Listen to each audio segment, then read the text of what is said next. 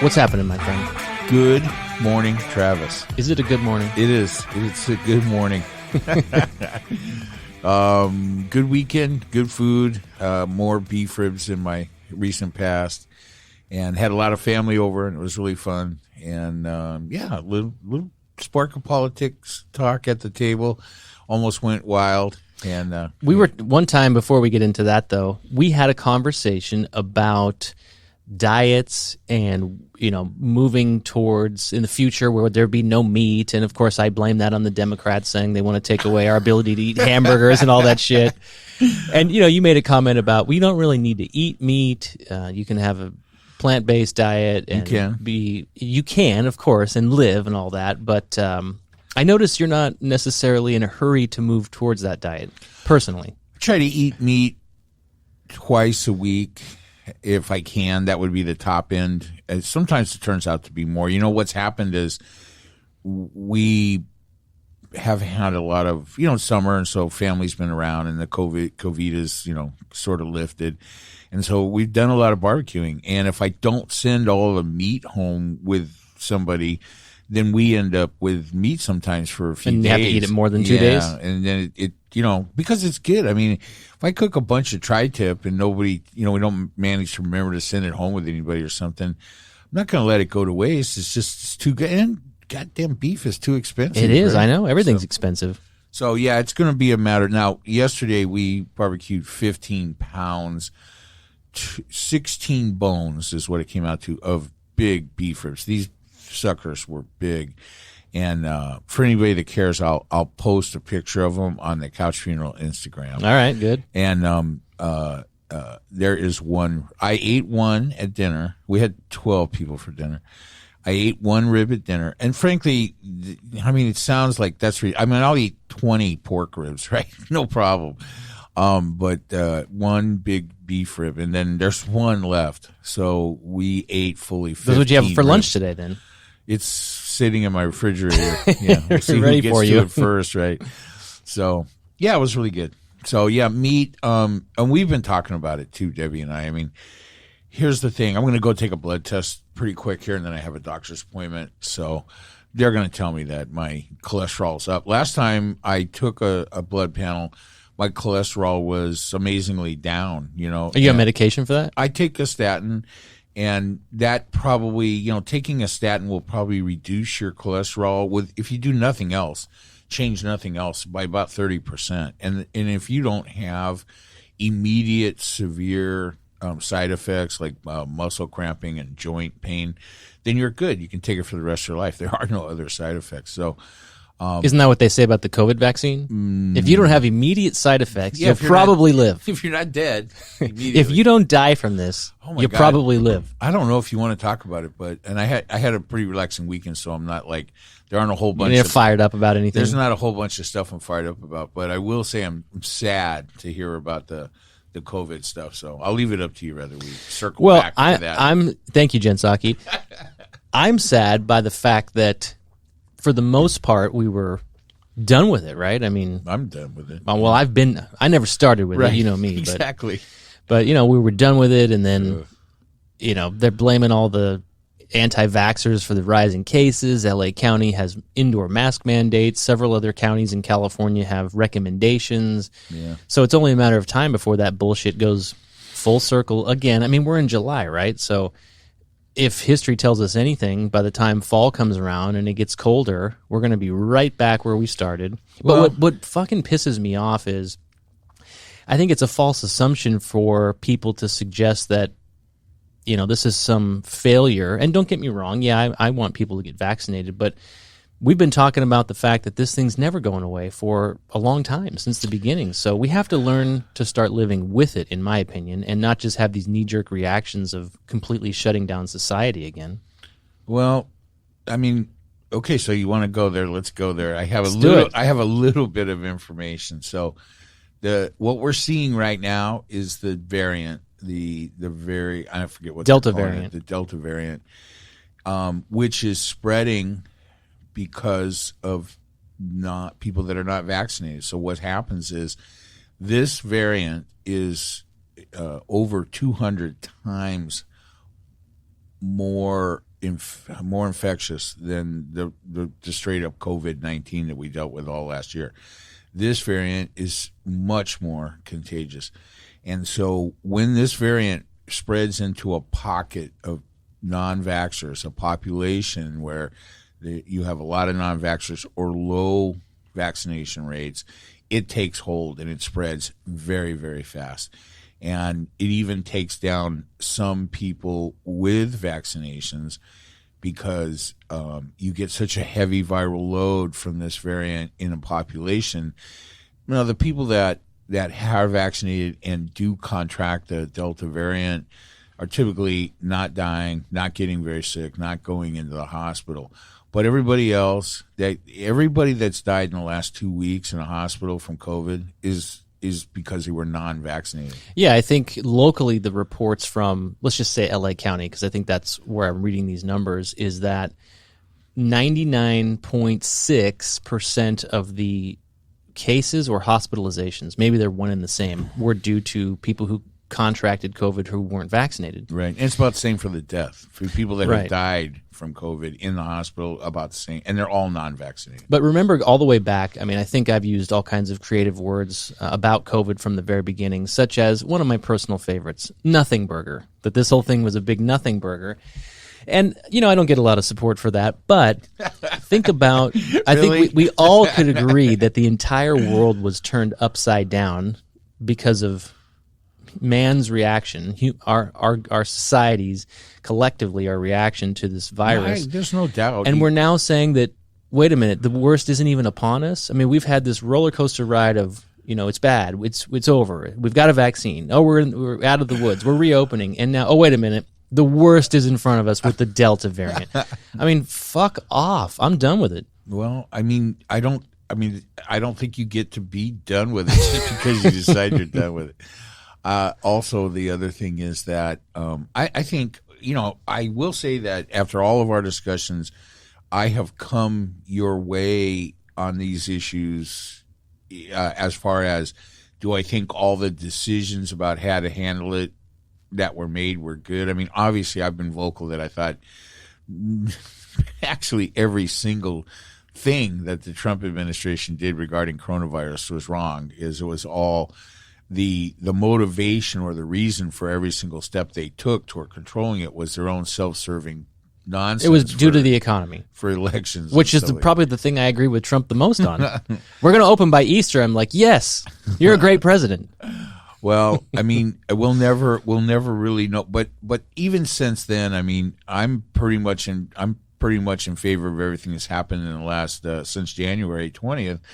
But I think now we're facing another fork in the road, right? I mean, and there are civil liberty questions that are going to come into play. I mean, ideally, everybody would get vaccinated, and the idea that we have now for quite a while had the ability to vaccinate everybody in the United States, and again, my apologies to anybody that doesn't agree with this, but I'm going to say it. Any self-serving, selfish nonsense that people are hanging on to for reasons not to get vaccinated, there's nothing backing any of that up. There's no chip in the goddamn vaccination. And, you know, it is not relevant. Rather, it's officially, you know, it's an emergency status authorization. Just ridiculous. Let's not forget, I mean, I'm quite surprised how many people, or the percentage of people who don't want to be vaccinated. But let's not forget, it's a hardcore 30%. Yeah, but what I was just going to say to that is, and I don't have this number, but let's not forget a huge portion of the population isn't eligible. What I mean is children under 12. So that's got to account for some of that. I don't know think that's the 30%. It's not all of it. It's 30% of the people that are eligible. But right? let's again pick up, you know, a completely crazy blue state like California and a county like Los Angeles. I think the numbers are 50% fully vaccinated and 60% partially vaccinated. I was surprised by that. It seems pretty low to me for a place like LA. Well, I mean, I think we can blame the Newsom? people responsible for putting out so much false information about vaccines with the sole purpose of slowing down the recovery from COVID-19 for their own self-serving far-right purposes. What was that? You said you didn't read a lot of news, but I think there was something over the weekend. I lied. About a reporter asked Biden about big tech. I think it was Facebook, and he said, "What do you think Facebook's?" I want to say they called out Facebook and said, stance on the vaccines, and he said they're killing people. They are killing people with their misinformation. Well, they continue to let anti-vaxxing factions put out false information on Facebook. That's what they do, because that breeds conflict, and conflict translates into engagement, and that's all that Mark Zuckerberg cares about, is people staying engaged on Facebook. He doesn't care about anything else, and so, I mean, for him, the number one way you get people to stay glued to that platform is by having them bitch at each other. And I agree with that part. However, I think the statement conflicted with what your own Jen Psaki said in a press statement, and I think what Facebook's position is, which I thought before Biden made that comment.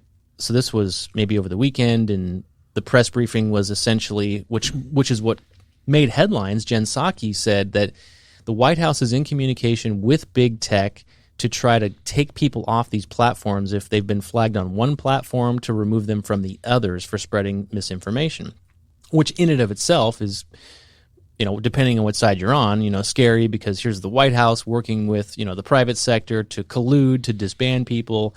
But on the other hand, Facebook acknowledged that and said, yeah, we're trying to flag these accounts and take them off. So their position is, we are proactively finding people and removing them. You know what the problem with the Facebook statement here, and just let me say up front that I'm not a fan of Facebook. I'm not a fan of the company. I'm not a fan of Mark Zuckerberg. I think that they're a net negative for society, which is all unfortunate, because it's such an innovative, it's been such and has the potential to work for the forces of good, but yet always gives in to its devil side and just goes for the money.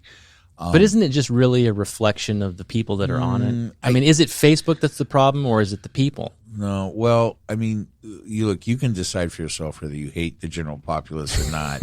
It's the question we've been asking quite a bit lately, right? Philosophically, are we all good or are we evil? I always refer back to the scene from the original Men in Black movie where they're in the morgue, and the morgue technician is talking to the two main characters in Men in Black, Will and the old guy, and they tell her some stuff about and when they leave, she looks down at the cadaver on the table and says, God, I hate the living. So, having said that, for me, Facebook is, so when they say that we're trying to flag those same people and do all this, it's so disingenuous, and here's the single solitary reason why. You realize how much money Facebook has made in the last just year alone, let alone over the last 10 years. They have enough money to fix this problem 10 times over. What do you mean fix the problem? Put the money. It costs money to monitor this many posts and things, but they have the ability to do it. They have the financial ability. They just don't want to do it because, well, they are doing it. The question is to what scale. The truth is, well, the scale is just enough so that they can throw up an example at a Senate hearing or something and say, hey, we're doing this. But it's not true. And they're not, they could solve this problem tomorrow. But what does that say? Because there's a lot to peel back there. And where my mind logically goes with all these kinds of arguments is, where's the personal responsibility? So in other words, even if all that is true and Facebook is allowing these messages to be out there, if they're deliberately pushing certain messages to the top of the screen so people see it. Well, let's be clear. Their algorithms, yes, is designed to push conflict. So if all that's true, sometimes I think, do people gravitate towards information and news that they already believe? In other words, that's what they're seeking out. And part of that, I think, speaks to the algorithm. You click on this link and you click on that link, and it's constantly going to give you the shit that you're viewing. You know, that's a great segue into something that we talked about just briefly before we went on air, which kind of relates to this. At a family gathering last night, my very smart niece from New York, whose uncle and father were at the dinner last night, and both kind of on the right-wing side of things, especially her uncle. And she made a comment that she caught her dad on FoxNews.com, and it's like, Dad, that is the worst. You cannot listen to Fox News. And so she's saying this, at the family gathering, and I'm like, whoa, this is the line we don't. She's not typically here, right? So this is the line we don't cross. This is how our family, with such diverse views on politics, gets along, right? So she was walking the razor's edge there, so I tried to pull her back. But what she doesn't, and I tried to explain quickly and then move on, is that, listen, you telling your dad or your uncle not to listen to Fox News just doesn't do anything. That is, they are married to those broadcasts, all of those. Fox News, Newsmax, OAN, Sinclair Broadcasting. They're all, that is where they hear what they believe refined and recited, and where they can acquire the talking points that support their point of view. So they're going there. They're right. Not going to leave. And, she's no offense, but she's young enough to not really understand the futility of trying to tell somebody, that believes in that. It's more faith than it is facts, right? It's almost religion. Yeah, there's an element to that. I think it's also, misinformed and ignorant to make a broad statement like that you can't listen to Fox News because it's all bad. We were starting to talk about. That was Travis that just called you ignorant, not me. I said it's an ignorant viewpoint. But I mean, think about that. Going back to the night of the election, right? You and I were texting back and forth, and I was bouncing back and forth between Fox and, was it MSNBC? Probably, yeah. That would be the right thing to do. But the election coverage on Fox was actually very good that night, and in some cases, they were calling states for Biden before the Democratic channels were. They had people coming out early on in those first couple of days saying, no, we don't see any evidence of fraud here. Yes, of course, what do you call them, the opinion guys, the nighttime. What's his face? Sean Hannity and the shills for Trump were always saying that those things existed. Shills for Trump. But it's not a network thing. That should be shills for Trump. Or if you read something that is published on Fox News or CNN or any other platform for that matter, you always give me shit for the Zero Hedge stuff I post that it's penned under Tyler Durden, but if you look down, it does usually say who the author is. Does it? And so the point is, I haven't seen anything for a while, so if it's good information, it's good information. Or if it's challenging information, if somebody comes out and says, so-and-so on the Republican Party said this, I think it's good to go look it up and find out if, in fact, that person did say that. Or when somebody says, here's what was said and here's what it means, well, that's, in many cases, conjecture. This is what you think it means. Let's go look it up and see what they said. How come there hasn't been any Zero Hedge?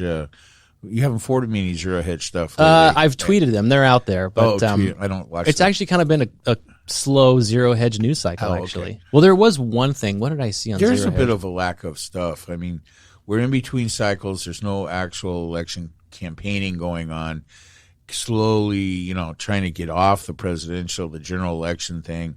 And I think all of those kind of things are trying to gauge the appetite by their audiences for the stuff, right? And I think some of them were like, hey, you know what? I bet some of our people are, they're burnt out from the election. We got to just kind of cover other things, and they'll get back into it. Well, there's definite burnout, I think, in every aspect of society, from workers to students to, COVID related to the election. I mean, your old age is showing.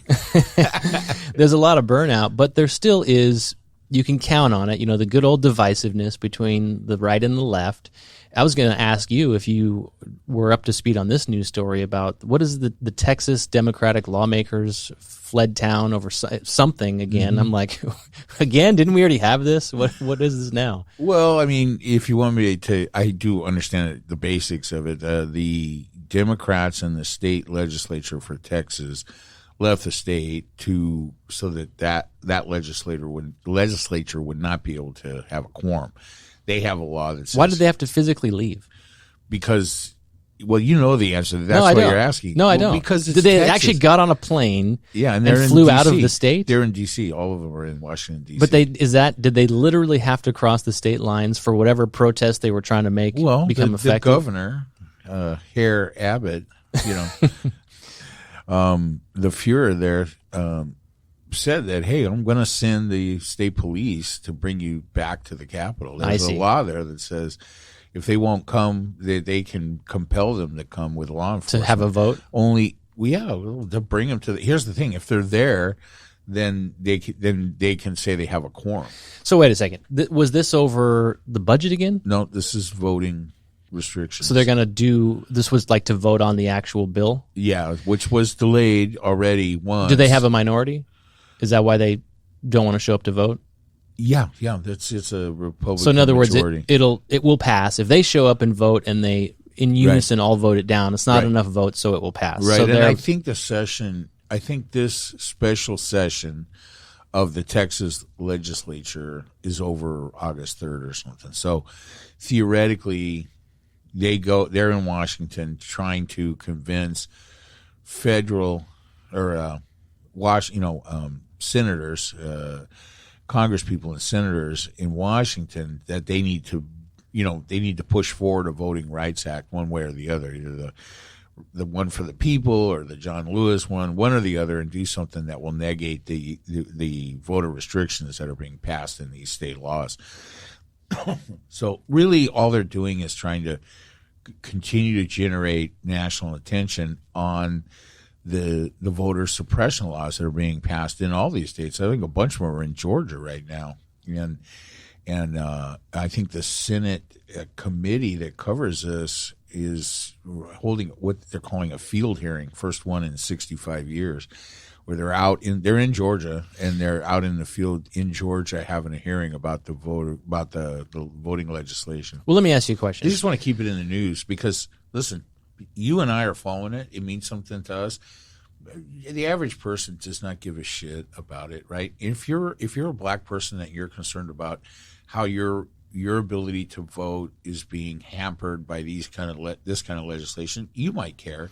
Yeah, but because the great vast majority of people are not following. Most people rights. Aren't going to go past the headlines, and the headlines are basically the same. It's the Democrats are saying every single Republican wants to take away your right to vote, and the Republicans are saying the Democrats are lying to you about us trying to take away your right to vote. That's basically the headlines on all sides. Yeah, but so no one's going to go Travis, look at the details. We just had the most secure election in our history.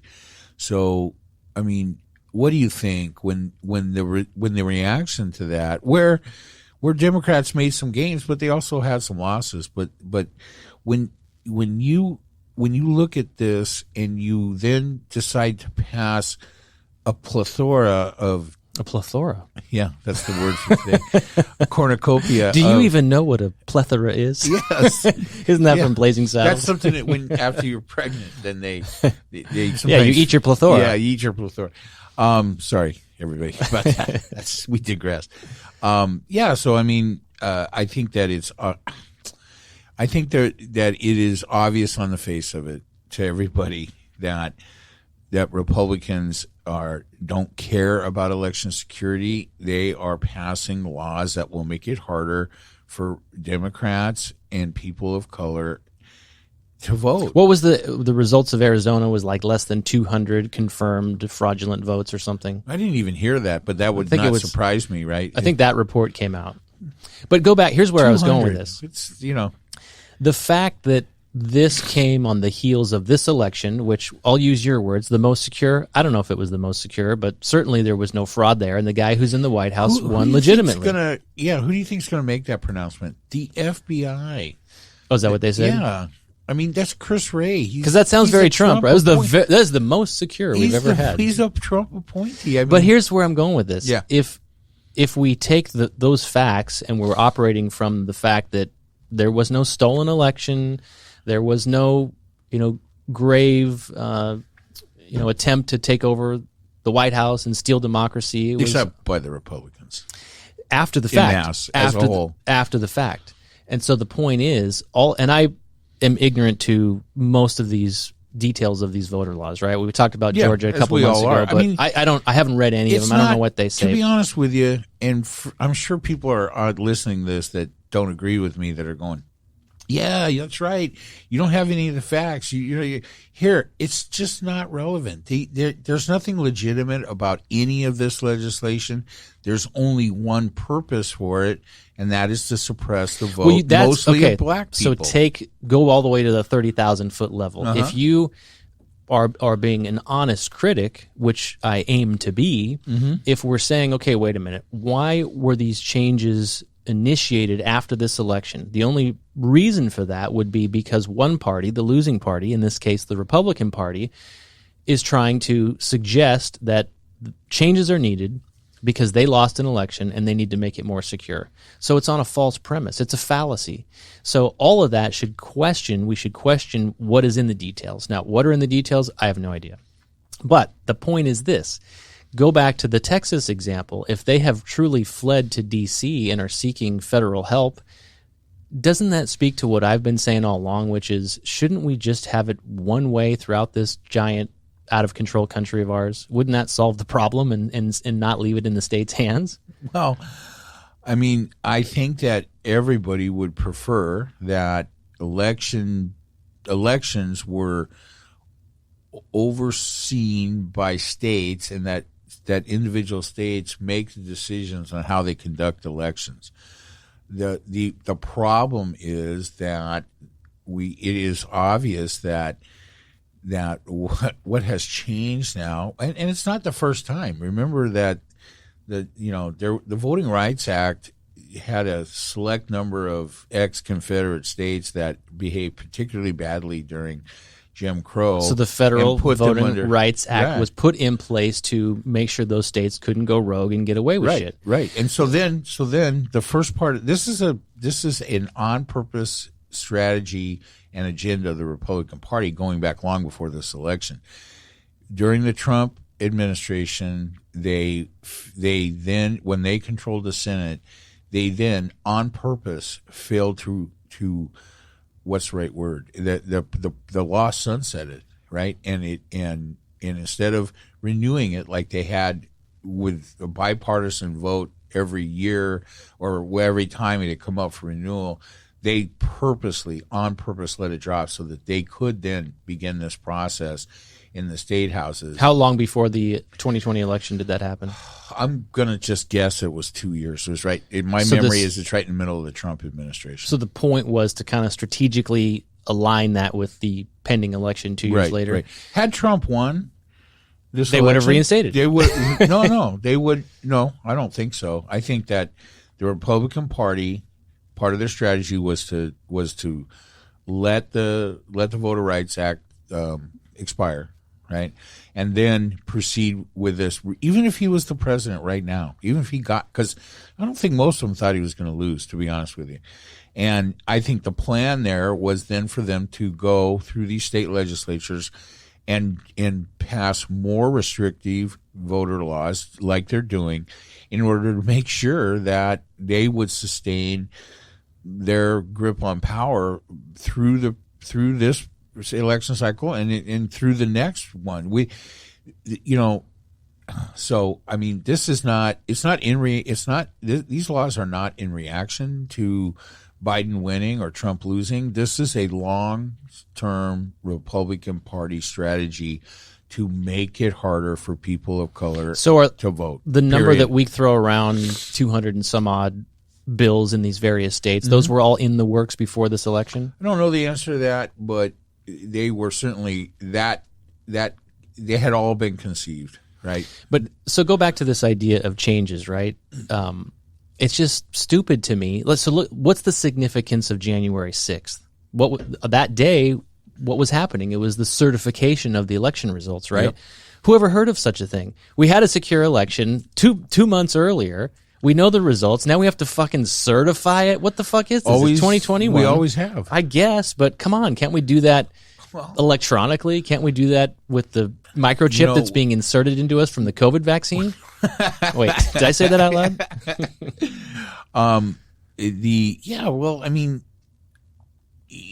the one of the reasons why we even know about that day and what the certification of the election is because Trump was calling on the vice president who get is in the the way. ceremonial head of that what's the right word, that tradition, that procedure, whatever, and called on him to not do it, right? And so, I mean, this is a sitting president is committing sedition before your very eyes. You heard that the first time I ever really understood that process or was on my radar is when Trump won in 2016, 17. Yeah. Where for the first time there was talk about certain electors that were not going to cast their, and this is in various states, right, that were so appalled that... Sort of a different issue. Yeah, it is, right? but this is the first time you're college. starting to hear, well, wait a minute, we have this weird process of the electoral college where we have these electors that are supposed to, in most states, cast their vote the way the states did, but in some states it's split, like, I forget how they do it, but... And then you have these electors saying... There are winner-take-all states. There are some states that split them according to the thing. So that's all determined by the states. And so here we have this discussion about possible rogue electors, and they may or may not, cast their vote the way they're supposed to. And I think they all ultimately did. And then, 4 years later, Trump's going to direct his vice president to abstain from this process or somehow, not let it go through, disavow it. But we're gathered in 2021 in person in the middle of COVID anyway to certify, so to speak. It's already been, so we don't certify it, it's null and void. It's fucking ridiculous. Why do we have to even do that? Well, I don't know what the legal thought was about it. I mean, obviously there's, if nothing else, and I don't really know this, if nothing else, there was certainly a symbolic meaning to that for the Trump followers, right? The Trump machine. Ay. Given all of the, talk about the current state of the Republican Party, your feelings about the Republican Party, do you agree with this statement? I heard some Democratic lawmakers, I think they were in the House, and I don't have their names, but they're starting to say things like the Republican Party is the biggest national security threat that we face in the United States. Well, it's starting to look that way. So you agree with that? Well, I mean, I think that kind of a statement is the result of watching the GOP, the party itself, actively work toward anti-democratic causes. Starting with, but certainly not limited to, the nonsense from January 6th. You don't want to call it an insurrection, call it whatever you want. Call it a get together at the Capitol. I don't know, but well, it's not the first thing, and it's certainly way worse than the second thing. Several hundred people broke in, and people's lives were lost, and the sanctity of the Capitol building compromised. Foreign flags carried through that didn't even happen during the Civil War. I mean, they were progressive. They knew that this country would move towards anti-American flag carrying. So it's like in the Olympics. It is solely the Republican Party that says, "Hey, no investigation. We don't want to know the root causes. We don't want anything official about this." That's just a cover up on their part, and that makes them very dangerous. The fact that this actual party will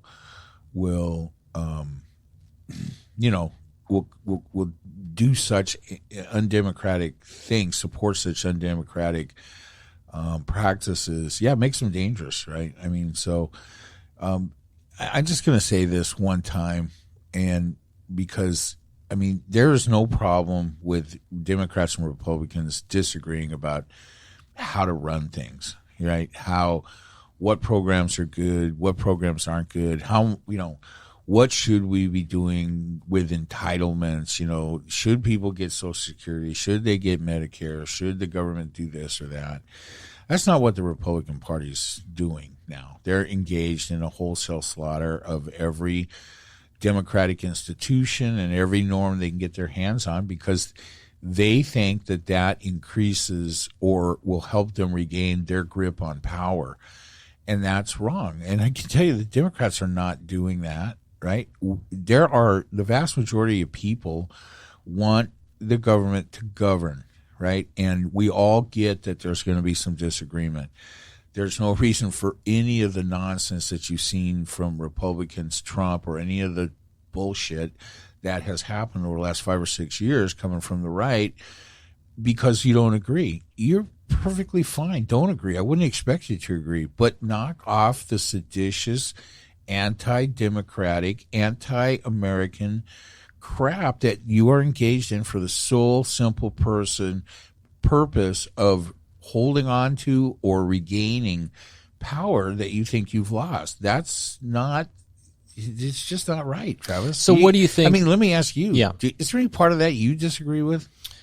I mean, listen, you cast a wide net there. If you go back to the question I asked you, which was, do you agree with the statement that the Republican Party is the biggest national security threat that we face? I would answer no to that, certainly. I don't think that they're the biggest threat that we face.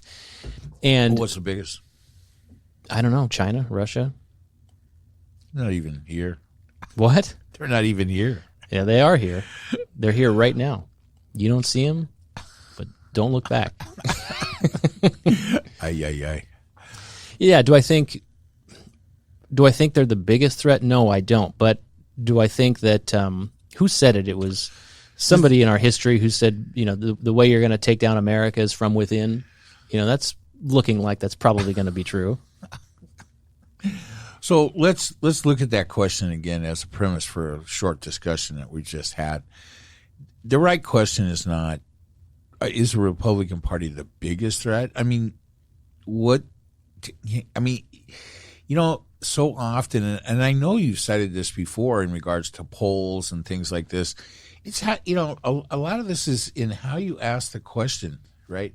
You get the whole discussion off on the wrong foot when your question is it the biggest threat or the most serious threat? It makes us bypass something that should make us all be going, OMG, what the fuck? The fact that the Republican Party is any threat at all of any quantifiable amount should scare the crap out of everybody. It is the other sole political party in this country that we are depending on to provide checks and balances, right? And so personally for you, your phobia of far left, people, the progressive end of the Democratic Party, the fact that the Republican Party is losing their ability to be part of that check and balance because they're going to soon be considered non-viable, right? That should be your biggest concern, and far more concern than rather you can quantify the Republican Party as the biggest threat. There are lots of threats, right? China's the threat, Russia's the threat, North Korea's the threat. There are plenty of threats. There are some threats I'm not enumerating here, right? How they rank in severity, I don't think it's relevant to anything. Yeah, I would push back, though. I don't think – you've heard me say before, there is no government. There are just people, right? There's no GOP. So you want to blame the government for something. Then there's a government all of a sudden. But you know what, though? Like the government is too big. Oh, wait, I thought there was no government. Go ahead. That's the problem. When a government made up of people, I'm kind of going off on a tangent here, but when any government made up of people decide that they are going to maintain more power than the people that they rule, that's a problem. And there are examples of that all over the world. We've talked about it. And it all has to do with power. And those regimes never want to let power go. And the only way... Who does that sound like? Well, but it's different, right? Because in this country, the Republican Party isn't in power. and they're not in power by force. I heard an interesting discussion. What the fuck? I heard an interesting discussion regarding. Never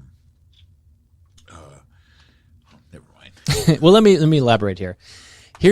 For me personally, the Democratic Party in this country has a vision for how they want this country to run.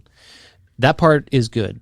The bad part is I personally disagree with their vision. I don't think the way they think that citizens in this country should live is the correct path forward. Contrast that with the Republicans. They have no vision. Their vision is apparently we just want to be back in charge because the other party is bad.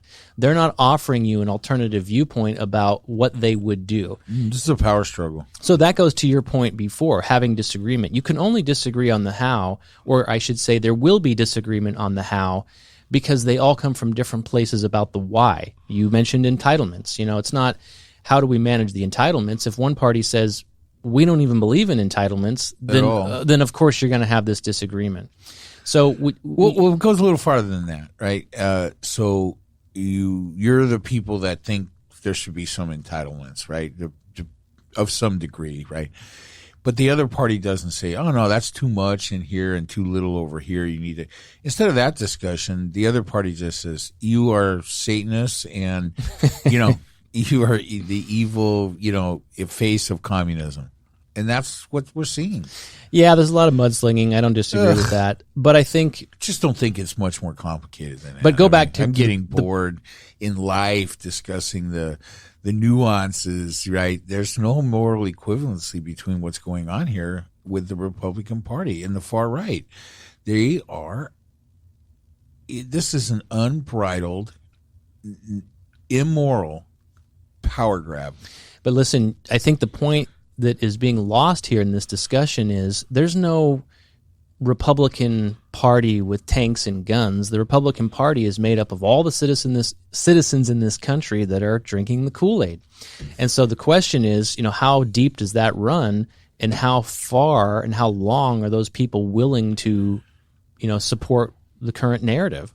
So, I mean, I don't know. What do I throw out my numbers? 50%, right? It's in pockets of this country, the places that you like to alienate in the South, all the toothless people in the South of the Republican Party. I guarantee you, go look at a map right now that shows the non-vaxxing areas, and that's where your core group of Republican nitwits is located at this moment. That 30% that always supported Trump, where when you saw polls and things like that, his numbers never dipped below. Sometimes they would go above, but they never really dipped below 30% for any, intent or purpose.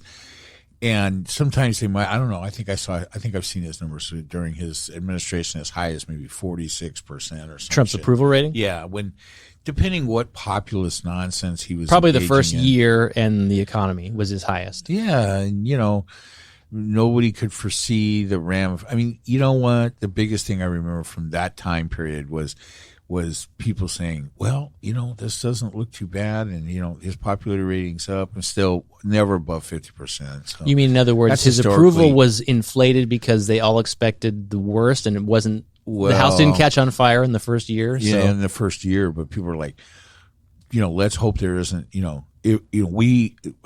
we better hope there's no actual national emergency that crops up that Trump has to handle. And so, unfortunately, that ship sailed, and there was, and he fucked it up completely. And then the whole thing resulted in the culmination. He loses the election, the economy is destroyed, and he promotes and incites a riot at the Capitol. It's just it's unbelievable. I mean, I don't know how anybody comes out the other side of this not going, oh, I need a shower. Yeah, I don't disagree with a lot of that, but I mean, let me just say, because you brought it up, I don't give presidents too much credit or too much blame for shit like COVID, because if Biden was in office when COVID hit, the economy still would have been a disaster. Even sooner, because he would have closed it more rapidly and kept it closed longer, I believe, than Trump did. And there was no vaccine. We'll never know. We will know, because Trump didn't, create COVID, and Trump didn't create the vaccine. So I don't give Trump any credit for that. I don't give Biden any credit for that. It was going to happen at its own pace. Look, and I love that for the purposes of the discussion, but I mean, I the response from the Trump administration throughout the entire COVID nightmare was wrong. I mean, it was always wrong. It sowed mistrust. Well, wasn't Fauci in the Trump administration? That is just spurious. Okay, that's not. Fauci is a lifetime health professional who has worked with multiple administrations through many different medical issues, and really, I'm offended, to be honest with you, about taking Fauci and trying to say he's a part of the Trump administration. That is nonsense, right? He's a medical professional who was trying to do his best to help the country, like he always has. I get that. Deal with Trav, I don't like to get upset anymore or any less, but I find that very, very wrongheaded to try to, because Fauci was not part of the Trump administration. So what? So he's not part of the Trump administration. My only point saying that is Trump put him on TV and he said things that contrasted what Trump believed. And then Trump undercut him and sowed distrust and shit talked him through the whole thing. I mean, really, not the whole thing. He was a hero for about a month. So sad. And every single thing that Trump did in regard to COVID was wrong, right? And could Trump have made decisions that would have stopped it dead and saved the economy? I don't think so. That's not the point, okay? It's the long term. It is the 30% of people in this country that have decided not to vaccinate. Fuck the rest of the country. Fuck all the kids that need to go back to school. Fuck all the people. That is a direct result of Trump's handling of this throughout his entire administration. The constant undercutting of medical professionals, the blame throwing. They're dealing. It's called a nouveau virus, right? Because it's new. They didn't know, and so the fact that Trump comes back, or Trump acolytes or whatever come back later and say, oh, well, Fauci said something that turned out not to be true. Who gives a damn? That is not relevant to anything. But that's the kind of nonsense that is undercutting our ability to respond to this medical crisis in a cogent, intelligent way. And frankly, I'm pissed about it, right? Well, you completely missed my point of bringing that up. And whether or not Fauci is part of the Trump administration, my point is you had people like Fauci and who's the other one? Birx, who were up there on a stage saying things that were all the things we know to be true: pro-science, pro-vaccine, pro-everything that is designed to keep people safe. And that was while Trump was in office. That's my whole point. Right, but my point is that even though they were there, right, they were being manipulated and undercut by him. Towards the end they were. Yeah, I mean, the whole thing was a planned out anti-science kind of thing, right? That plays into the narrative for this whole group, right? They, medical professionals are part of the establishment or the deep state or some bullshit, right? It's just, I don't care if you hold them responsible or not. I do. So for what I hold him responsible for what he's responsible for undercutting the professionals, for not forming a cohesive national response that could have helped. And I never said I never would have said that they could have stopped everything from happening but it definitely, there is no fucking doubt in my mind that they have made it worse. And sometimes those effects are a little long term. And, what do you think the reason is that 35% of the population simply will not get vaccinated because it's what the Biden administration wants them to do? Is that what you're implying? Well, that's what's going on. I don't have to imply anything. There is plenty of vaccine for everybody in the country, right? There's maybe a handful of people that think there's a chip in it or something. Those have to be. Wait a minute. Let me understand this. Is it 30% that will not get vaccinated? That's what they're because saying. It's the Biden administration telling them to get it? Well, for whatever the reasons are. I mean, that I'm sure. Or is it just anti-government? In other words, do we think the number would be the same if it was Trump or any other Republican? I know it doesn't matter, but I guess I'm trying to figure out, are you suggesting this is an anti-government position or an anti-democratic president position? Is it only the Republicans, the toothless Republicans in the South that won't get vaccinated because it's a Democratic president telling them not to? Or is it just because it's the government, it doesn't matter the party? Does that make sense? I don't know the answer to that. What do you think? Well, I mean, if that's what it is, right, then that was fomented by Trump during his administration on purpose, so that there wouldn't be a cohesive response, right? So that, I mean, I think initially Trump was trying to save his own ass at the expense of the health of the rest of the country and try to stop things from being done that would impact the economy.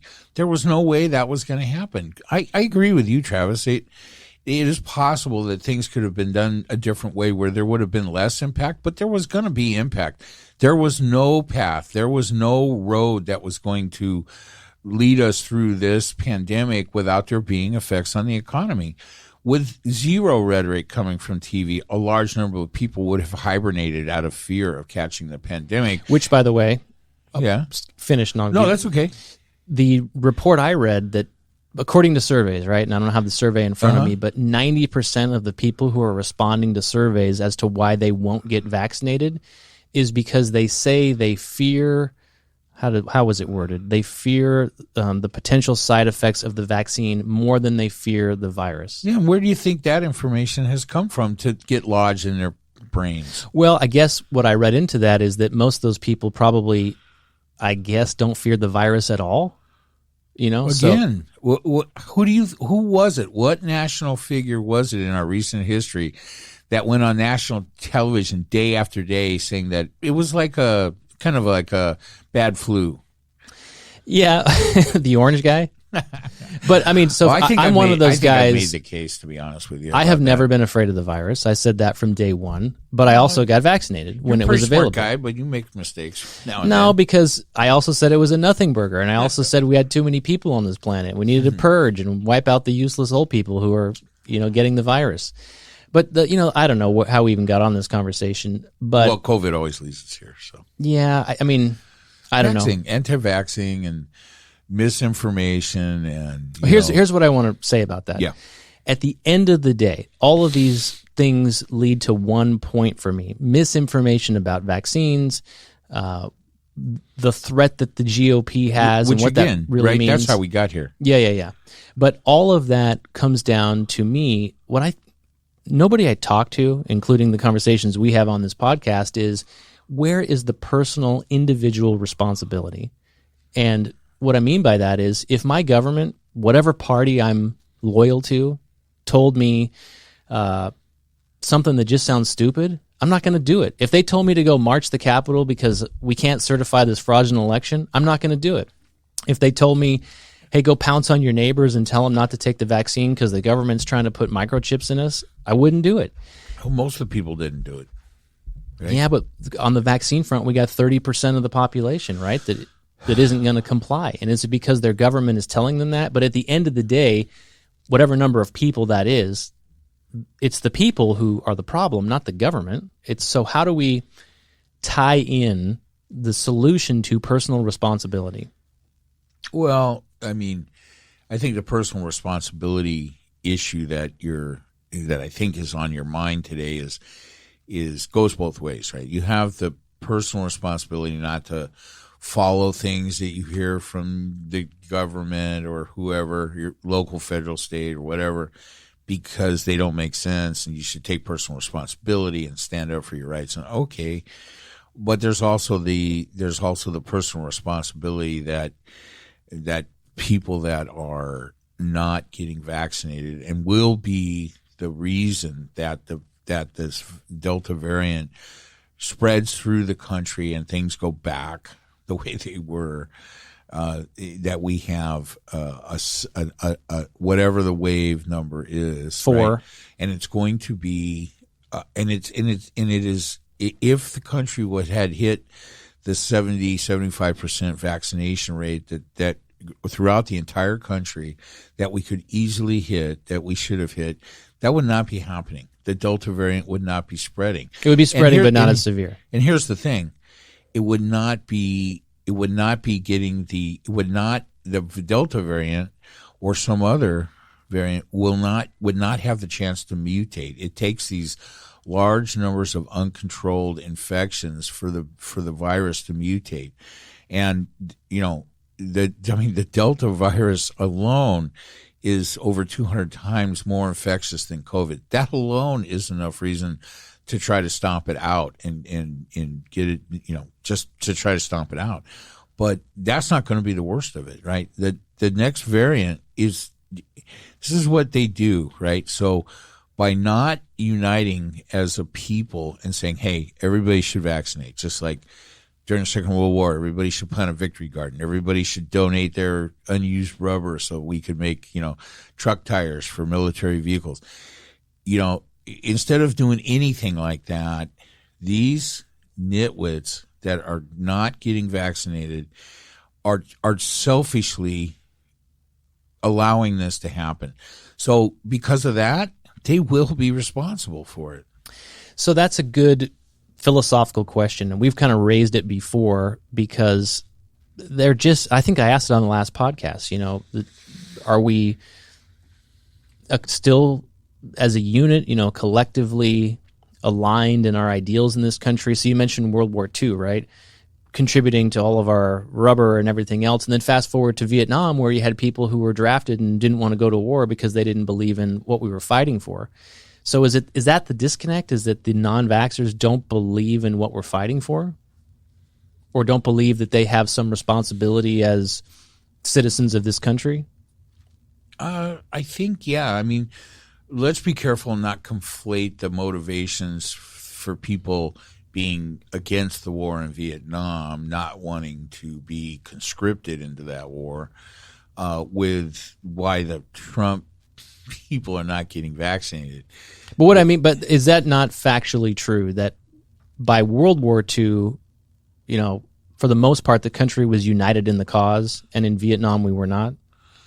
Well, I think that the spread of the Axis powers, I think everybody was pretty united that was evil and for our own, and there were many years where that was going on and we were not united. Right.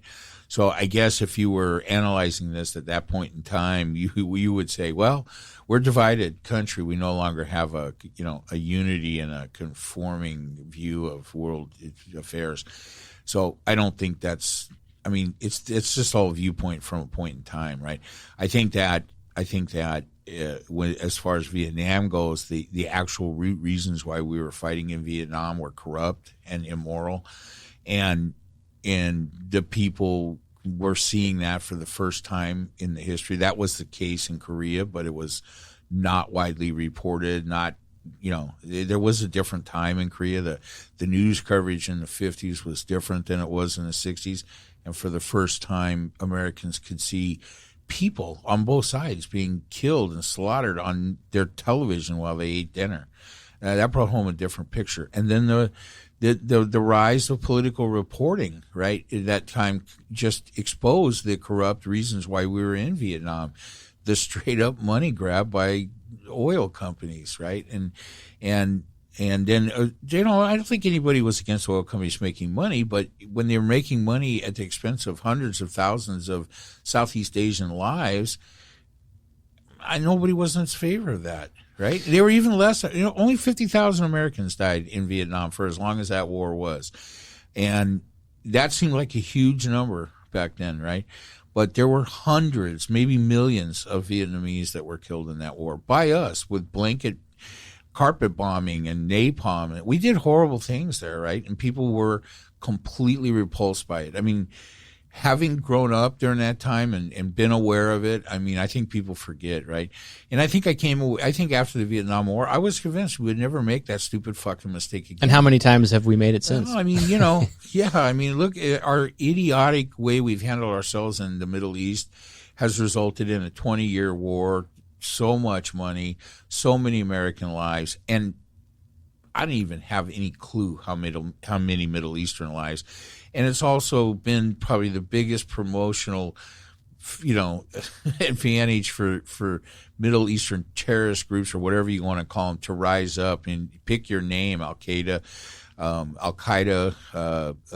the Caliphate, the ISIS, just pick your name, Taliban. I mean, those things don't rise up in a vacuum. So, it's just all that stuff. So I think that is, I think you illustrated that brilliantly. And when you talk about kind of just the reporting and the imagery and the information that people were getting in real time from a war like Vietnam to World War II, I think the impact of that is significant. Of course, all the other things that you said as well, but I think just when something that's a world away, is somehow at your TV and as you're having your TV dinner or at the dinner table conversations, I think that is a life-changing event. Mm-hmm. So fast forward to now with this topic of COVID and the vaccines, the information is there. People are seeing hospital beds mounting. They're seeing freezer trucks that were being pulled in. They're seeing, images all over the world, and they've lived through lockdowns and economic, disasters. What's the disconnect? Why is it not resonating with people to where they, want to do something about it? Well, because the leaders of the Republican Party have spent the better part of 4 years trying to convince people that anybody with any kind of expertise associated with their life achievements is somehow, wrong, that they're not to be trusted. I mean, that science is false, that the only thing you can believe is what is the shit that flows out of Trump's mouth. So now, though, that party isn't in charge. So how long did the Democrats need to dilute that message? Well, I mean, again, it's not like they were boxed up and carted away. Who? Okay. The Republicans, right? Well, Trump is holding court on a daily basis in Florida. Is anybody which is paying appropriate. attention to that? Well, I think a great deal of. I mean, okay. So the answer to that question from me is yes, right? The entire Republican Party leadership appears to continue to kowtow to the Trump side of things. And I think that the reason for that is they don't really have a message other than Trumpism, right? So for 5 years, I'm saying, this is the time when Trump was running for president, when he walked down the stairs, whatever, 5 or 6 years, the cohesiveness of their party, any message, any goal that the Republicans had past lowering corporate taxes, right, was abandoned. So that was accomplished, right? And the Speaker of the House, let me get this right, Paul Ryan. Mm-hmm.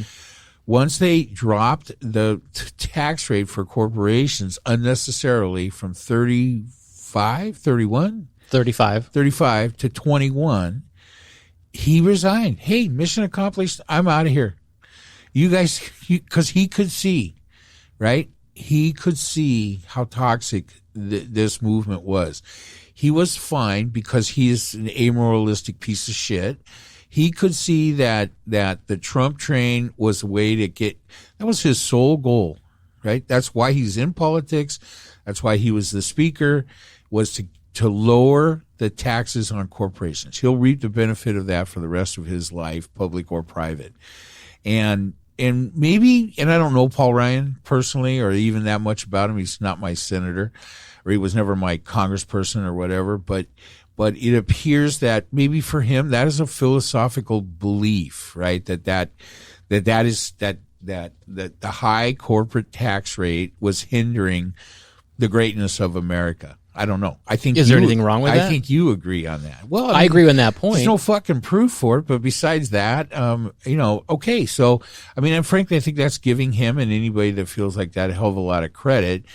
I think it has a lot more to do with him and his people, his friends, the Republican donor class being able to go to the well with the big corporate donation people and say, hey, we did you solid. We dropped your tax rate. Fill the bucket with money. And yeah, that's happening now as we speak. So, so here's the thing. Past that, the Republicans have no focus. So the rest of the Republican message throughout the Trump thing was based on racist, xenophobic bullshit, and mostly with this. I mean, do we forget? Have we forgotten already the birther thing, the wall? I mean, well, that's the first thing I remember is build the wall. That was before he was even a Republican candidate. Well, before build the wall, it was the birther thing during the. That's probably what got him on the ticket, I think.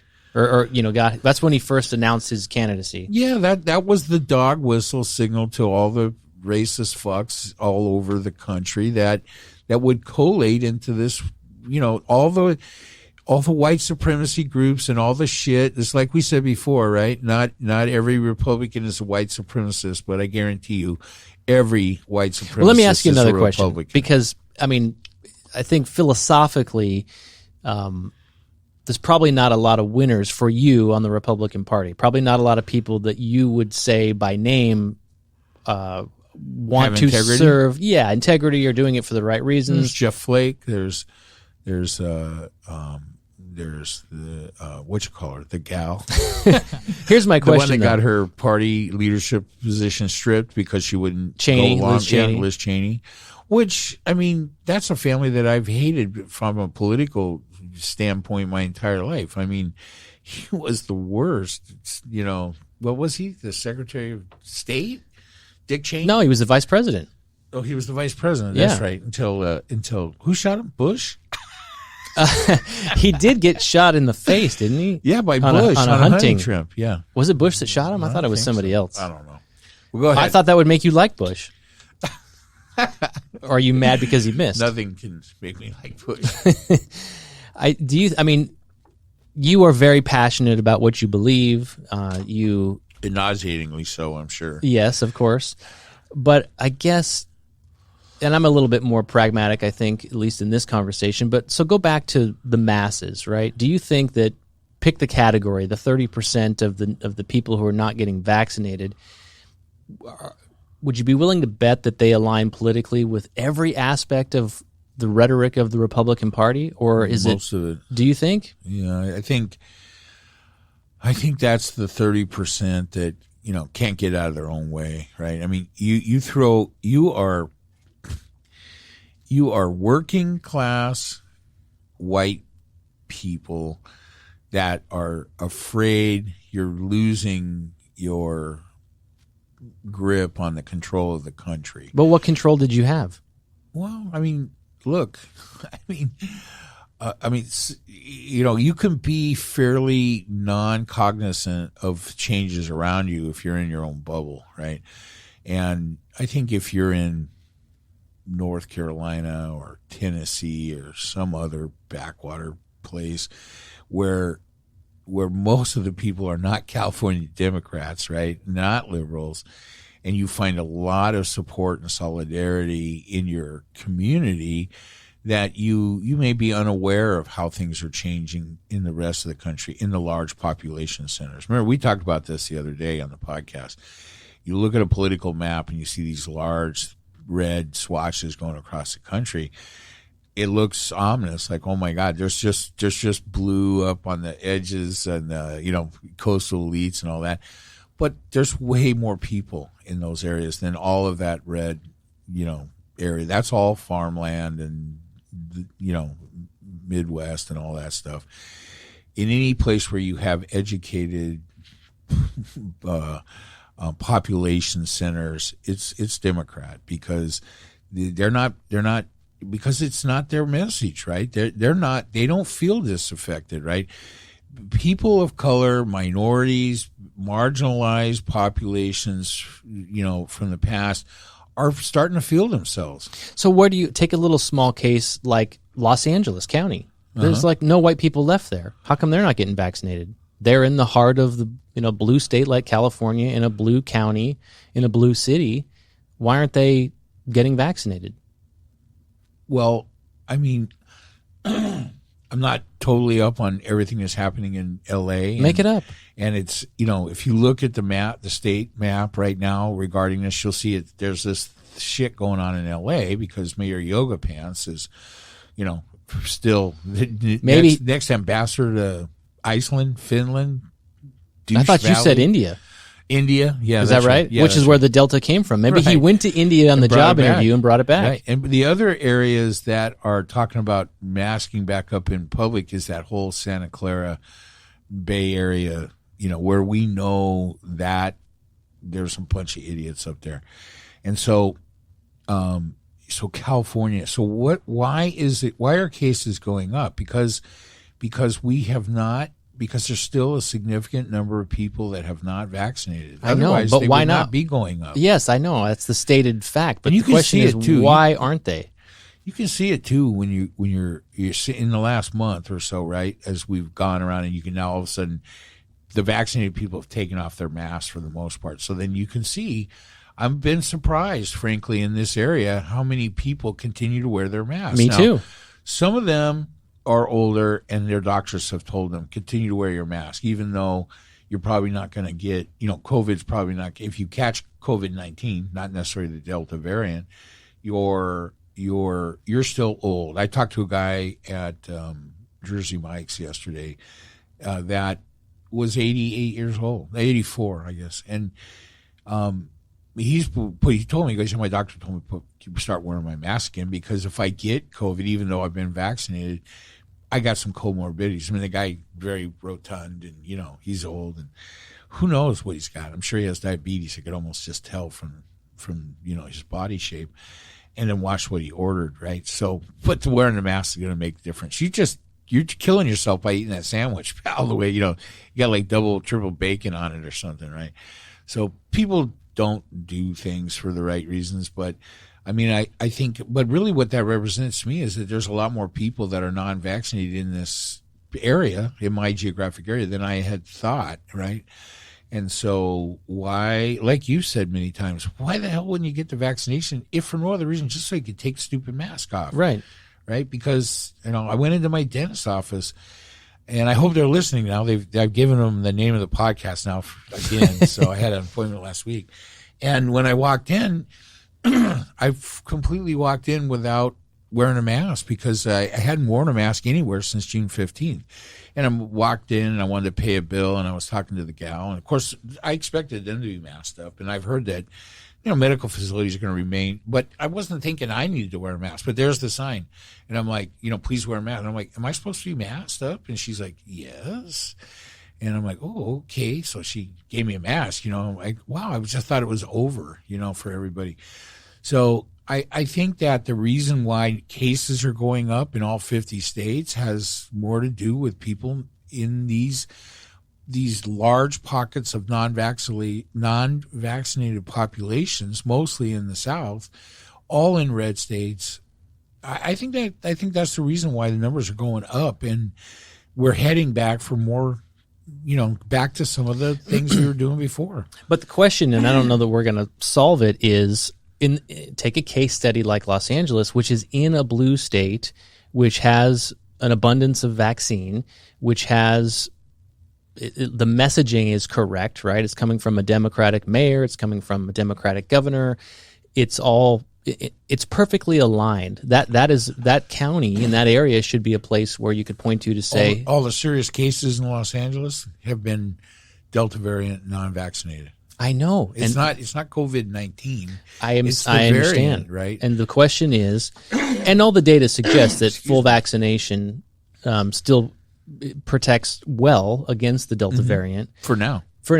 And so the question is, why aren't people in a place like if California? Isn't the question, why are the new cases, why are those numbers going up all of a sudden? No, you already answered that, and I agree with you. Why? Because answer? The answer is because the high amount of people not vaccinated. So the question is if we're going to assume that the reason why people don't get vaccinated in red states is because they're Trumpers, well, that's not the case in California or in LA. So what's wrong with them? I think that so what happens is, whatever it is, I mean, we wouldn't expect it to be much more than 70% full vaccination anyway, right? No matter what. Why? Because that's what they expect. That's where we need to be in, say, California to eventually get to herd immunity, right? And then, so there's going to be a significant portion of people that aren't vaccinated for whatever reasons, but it's the large population centers that are allowing the variant to breed and spread out to the rest of the country. So the fact that and look, let's just face it, California is overreacting to the rise, right?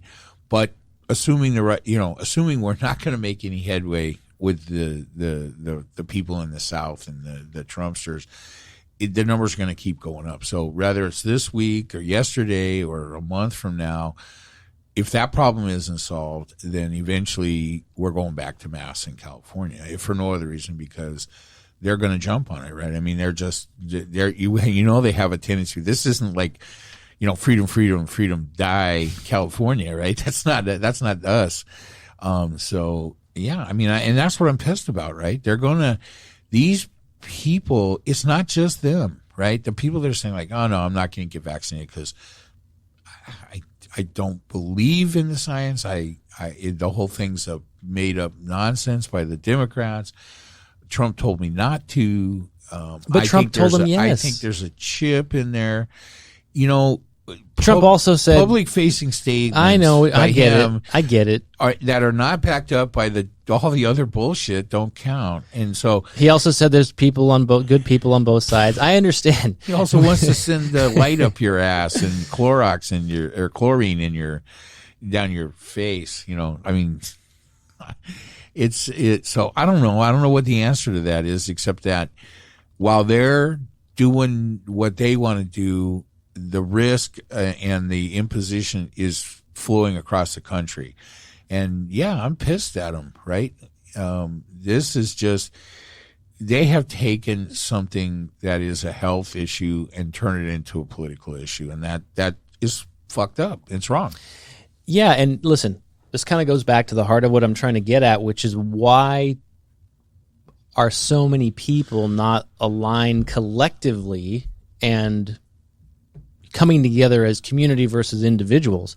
It's easy to say that the majority of the problem is a political issue and in red states, but I've used the example of LA County. I don't know what their numbers are. I don't know how big of a population we're actually talking about, but what you're just seeing new cases, that statistic rise, and hospitalizations, which is a low number, but it is right. But the hospitalizations and the deaths are all non-vaccinated people. Exactly. Nobody with a vaccine has hit an ICU or died in a hospital in months.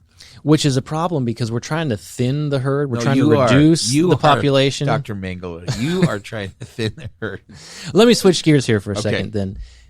Because if we can't get behind something like vaccines, which let me just repeat, for anybody who maybe is questioning where I come down on this issue, I have always said if we have a tool, any tool to combat something like this virus or anything else, let's take it.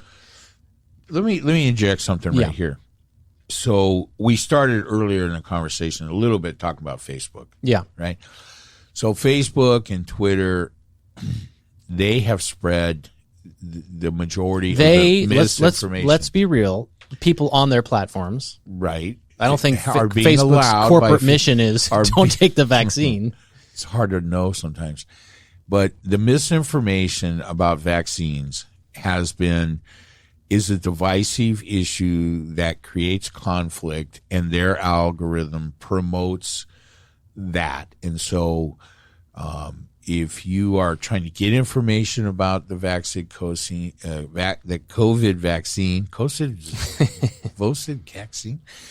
COVID vaccines along the way, you very likely have been hit with other suggestions from Facebook to go to other places in Facebook where you're going to receive misinformation about vaccines, right? And so, this is a large part of the problem. Vaccines, long before COVID, were a political wedge issue that creates conflict among people, that when there was no COVID pandemic was relatively okay. How many people are you going to convince that vaccines are evil and they're going to stop giving their kids measles vaccines and things, right? It's a rising movement. That's all. It would not be a rising movement without the promotion on social media. So we don't need to debate that. You don't have to believe me, but I've heard that many, many times, and I think all the evidence supports that. There was no widespread anti-vaxxing. But here's what's retarded about in people. This country before Facebook started allowing on all their platforms and Twitter and all of big tech to allow misinformation about. Maybe I'm not making my point. Facebook does purposely allow incorrect information on their platform because it promotes conflict, which promotes engagement, which is all they give a shit about. Yeah, but here's how retarded people are. I need information about a vaccine. I'm going to go A, to the CDC website, or B, let me go to Facebook and see what my neighbors are talking about. The scary part about this is that, and maybe this is where I do agree with you about personal responsibility, but a great deal of people get the bulk of their information about things like this from Facebook, one way or some. People are stupid. Some social media platform, but that we can all agree on that. I hate the living, but it doesn't change the fact that Facebook is and all of its associated stuffs, right? In all of the social media platforms that use these type of engagement prioritizing algorithms to keep people glued to the screen so that they either buy more shit or see more advertising, and do it at the expense of the nation. And hey, when nobody understood that was happening, fine. Nobody's no harm, no foul. But we know it's happening now. And they, Facebook or Twitter or any one of them, have so much money that they could fix this problem. They could hire the people, put in the technology they need to stop misinformation I agree from with going you. out on their platform, and there's no First Amendment issue here. Yeah. First Amendment only means that the government can't tell Correct. you what you can and can't say. That's correct. Other than that, it has nothing. First Amendment and freedom of speech has nothing to do with misinformation being promoted on platforms like this. I agree with that. I disagree. Social media is more or less 10 years old. So I disagree with the fact that, the rise of information about anti-vaxxers is only because of Facebook. It was on the rise before social media, I do believe. Whether or not it's spread rapidly since then, I'll give you that. And I think you're right as far as what they can do about it. That's all true.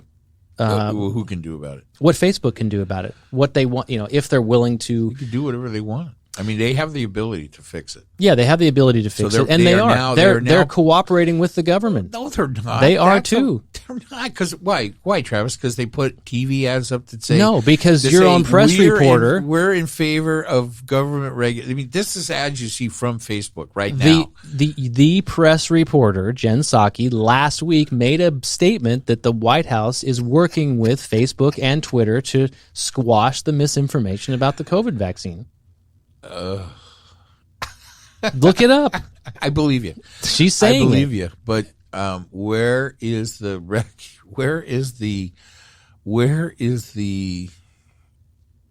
I mean, the damage is done. I mean, regardless of what Jen Psaki and in the press corps for the White House are putting out as far as the current state of things, we need to understand what they've already done. And the fact is, that's a fucking lie. All right. They're not working with the government.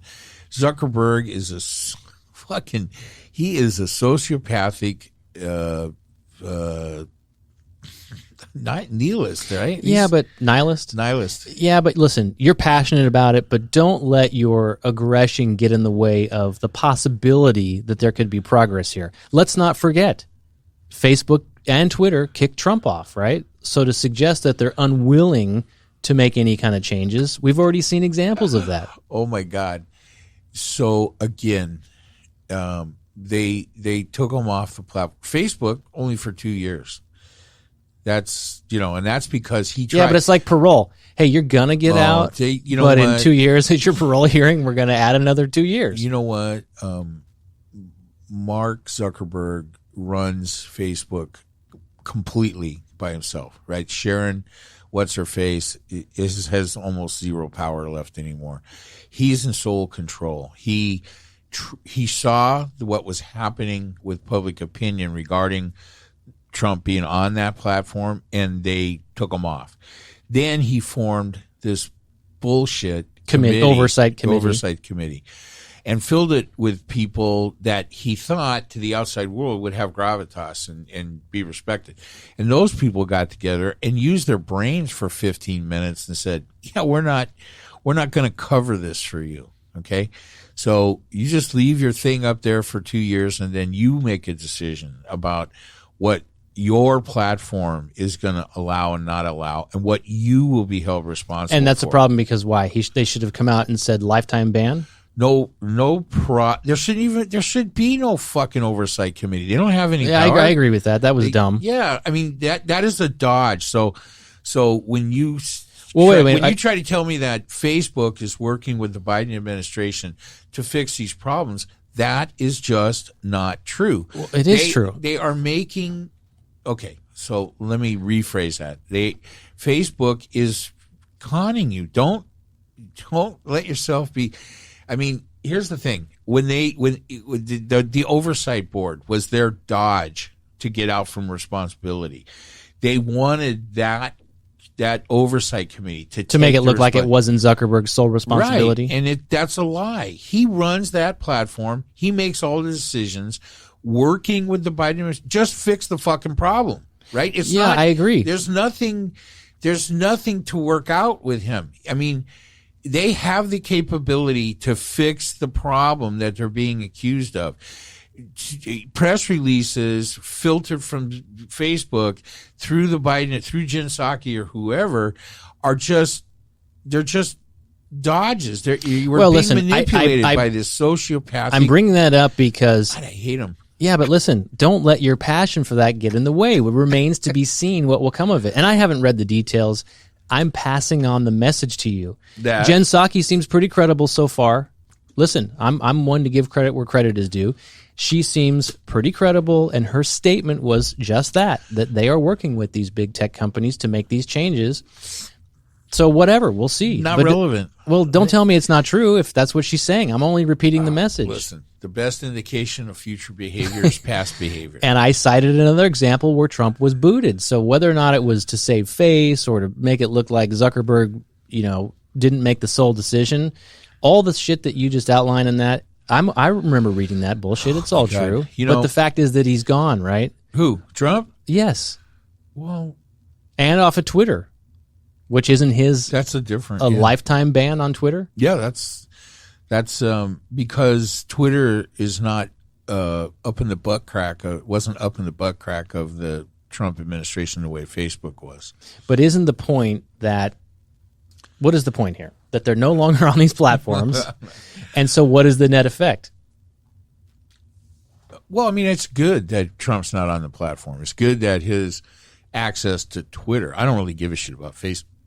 Although I do understand a lot of people did follow him on Facebook, and, there was a lot, but he had, a lot of followers on Twitter, and it was Twitter that was being quoted in every newscast every night. There's always going to be Trump followers. When he goes to jail, he's going to have somebody who wants to marry him in jail and send him flowers because people are fucking crazy. So, I mean, you're never going to remove all the crazies. He's hoping that's Ivanka. Well, maybe, but she's going to be in her own cell. It's possible. I haven't heard much on that front, so, I mean, for me, that's good. I think that means that the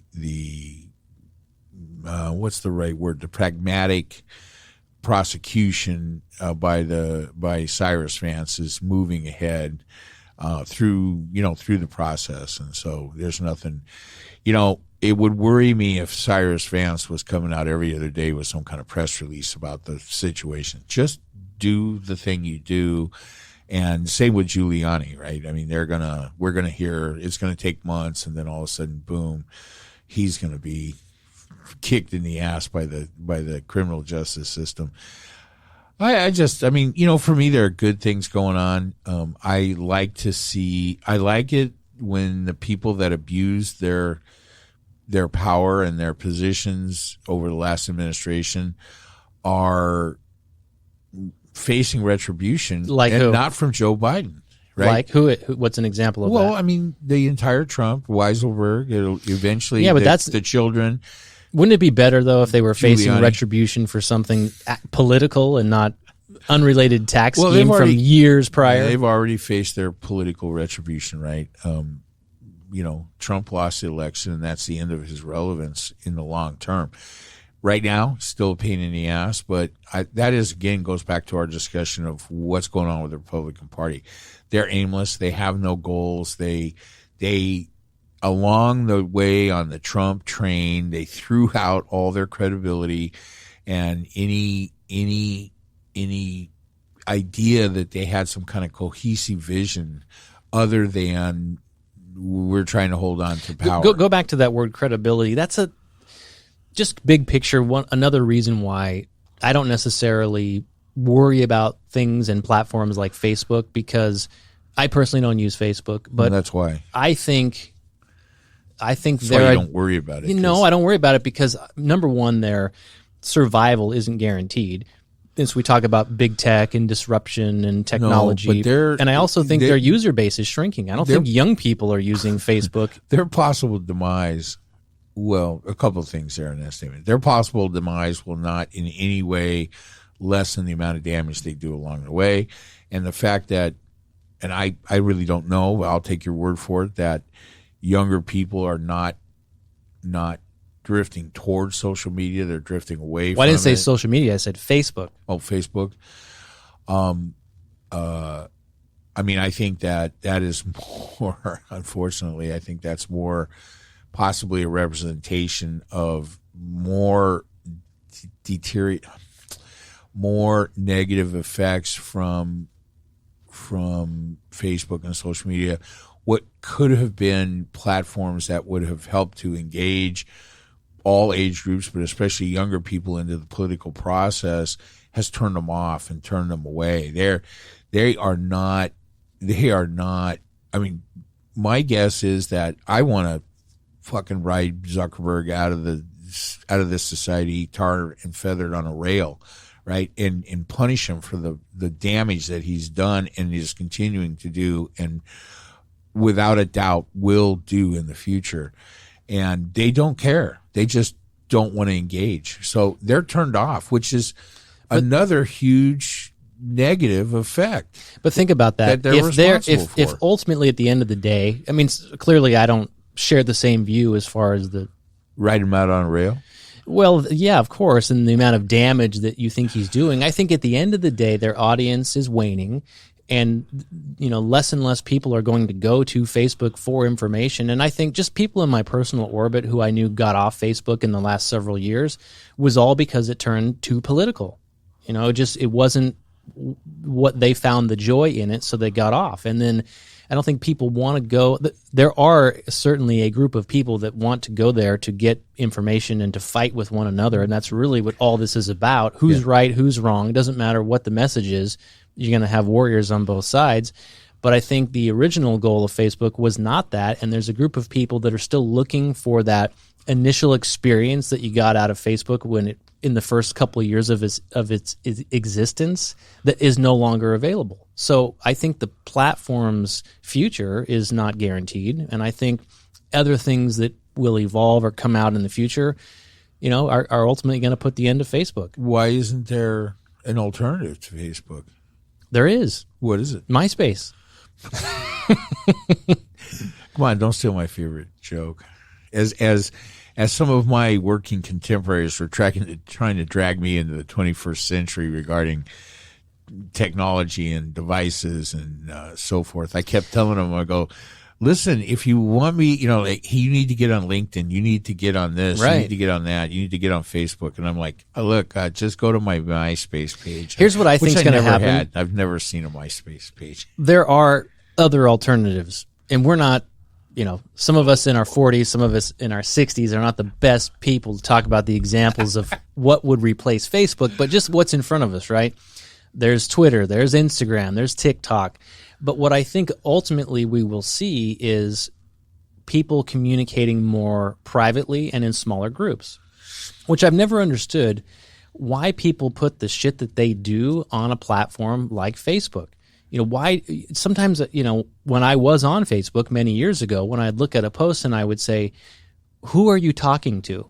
Whoever's saying what, they're posting pictures, they're telling a story. It's like, who the fuck is your audience? Who do you want to know what you just said about you? Whether it's you're drinking cocktails on a balcony at some tropical vacation or you're selling something. Why do you want these people to know that about you? And they want attention or whatever. This is coming from us who are doing a podcast. And basically, I mean, wouldn't it be the same question for us? Well, what makes us think that anybody gives a shit less what we say about anything? What I mean is, in a commercial sense, of course it makes sense. In a public platform like this, we're talking about a message, and the idea is that we want people to have the same types of conversations. I'm talking about more personal information in something like a Facebook, where a lot of that shit to me seems more private or one-on-one conversation. Or then you get into these arguments, right? Somebody makes a post and then somebody comments and says, well, you're wrong because of this, you're a fuckhead, and it's back and forth, back and forth. That's just nonsense. I don't think, I don't know. I mean, we have, Debbie, in our family group, we have multiple, what do they call them? I don't even know what they call them. We can post things to share sites. We have multiple share sites, right? So Debbie and I go on vacation, and some members of the family go with us. We start a share site. We post pictures from that to that, not Facebook, not right. Maybe some shit to Instagram, but I don't put pictures of our relatives' children on my Instagram or something. I put pictures of food on Instagram. Just for fun, right? And what makes me thinking, but I enjoy looking when other people post pictures of food, interesting food, places they go. I like looking at it, so I do the same thing. That's the extent of my social media. It's just I have 80 followers. There's 25 of them I know. The rest I don't know. I assume they're Russian hookers trying to see my posts and trying to get me to respond. I don't follow any of those people. I follow 24 people. They're all family members, and that's it. I don't follow a bunch of shit. I don't follow BMW. I don't follow. Debbie's telling me, oh, I follow Disney. Oh, I follow this. Oh, I follow Omaha Steaks or something. Why? I don't want to see. So it's really limited. Because you get coupons for discounts on steaks. There you go. And I did, by the way, speaking of which, I did post, I did get a reply from Baratza on my grinder.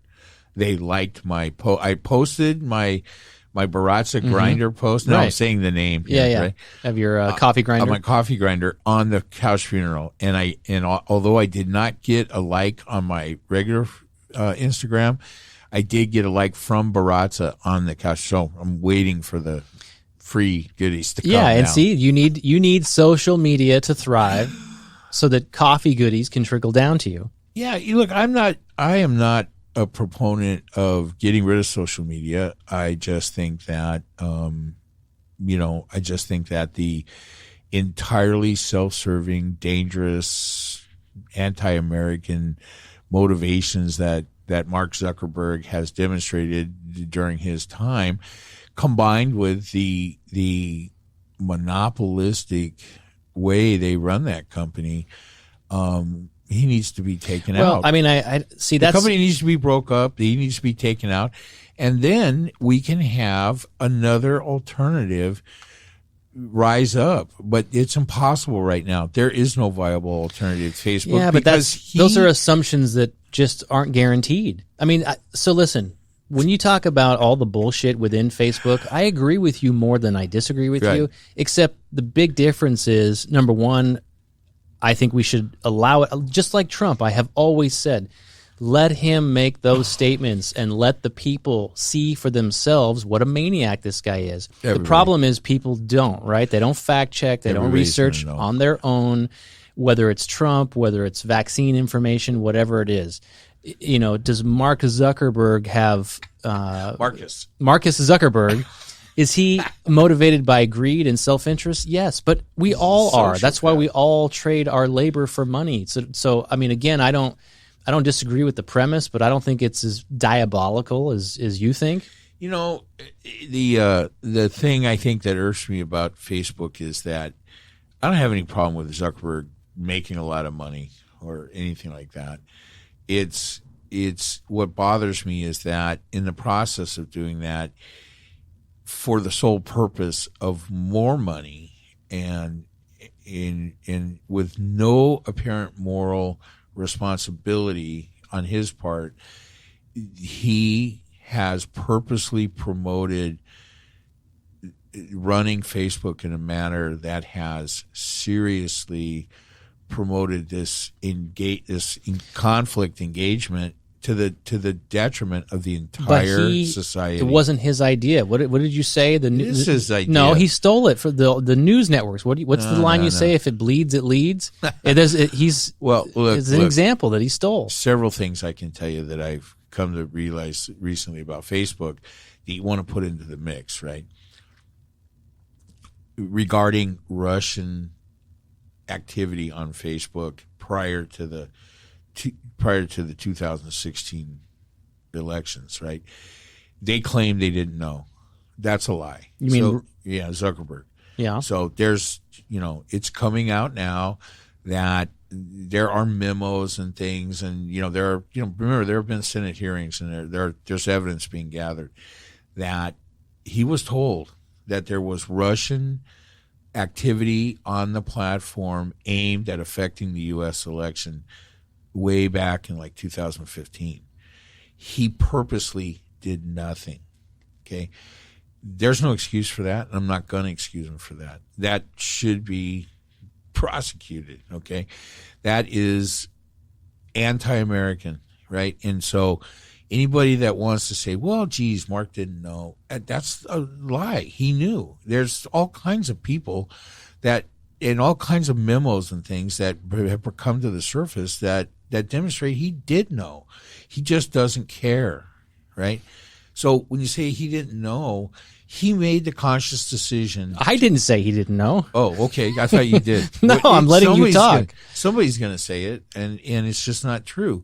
He knew. He knew what was going on. Well, what's the point? Well, the point is that people are like, hey, this is some recent development, or he didn't know. It's nonsense. He knows. So he should have what? He should have canceled it or turned it over to the authorities? Should have done. He could so much money, Travis. He could have done anything. Right? Well, I guess what's the dot? He deliberately ignored it because he wanted to. Well, because that's what that kind of nonsense coming from Russian actors on the platform to affect the election drives engagement.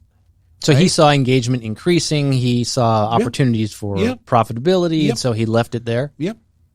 And that's okay. I mean, again, I'm not against him making a profit, but plenty of profit at Facebook without that, and the downside of that is so serious, right? And it just, I mean, I don't know. I can't understand anybody that wants to give Zuckerberg a pass for knowingly letting probably the real enemy of the United States, Russia, get away with this, right? We still don't know what that's all about. How has Russia gotten away with everything that it got away with through the whole thing, starting with Facebook allowing them on the platform, and then Trump kissing their, Putin's maybe he ass thought he was trying to get a Russian bride.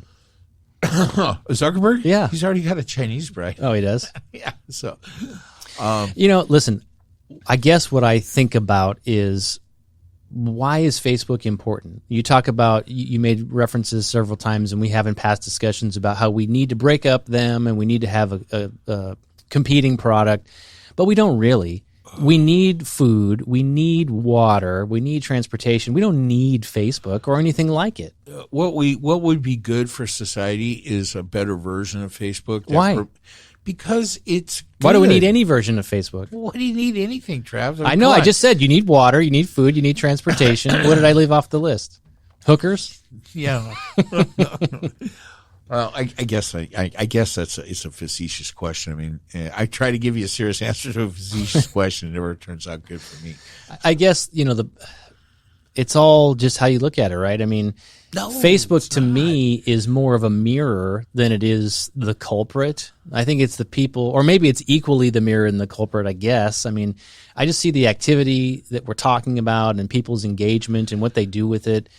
I mean, it's... If it was a mirror, if it truly was a mirror, then I would understand what you're saying. But it's not a mirror. It's a platform that actively promotes conflict and engagement through the use of algorithms that are not obvious to the people being affected by it. Who doesn't know that now?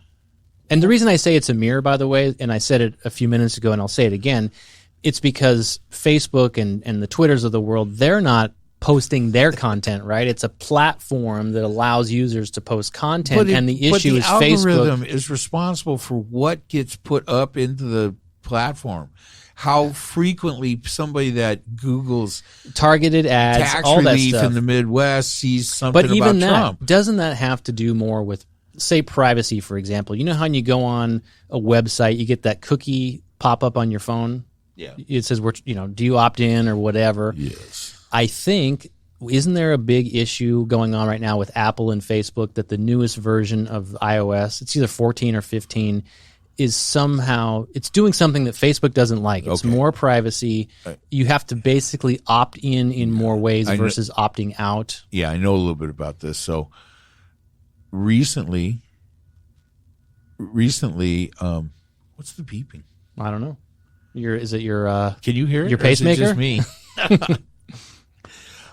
Okay, so recently Apple, on purpose to fuck with Facebook, because Tim you almost Cook, said MySpace. Yeah, MySpace.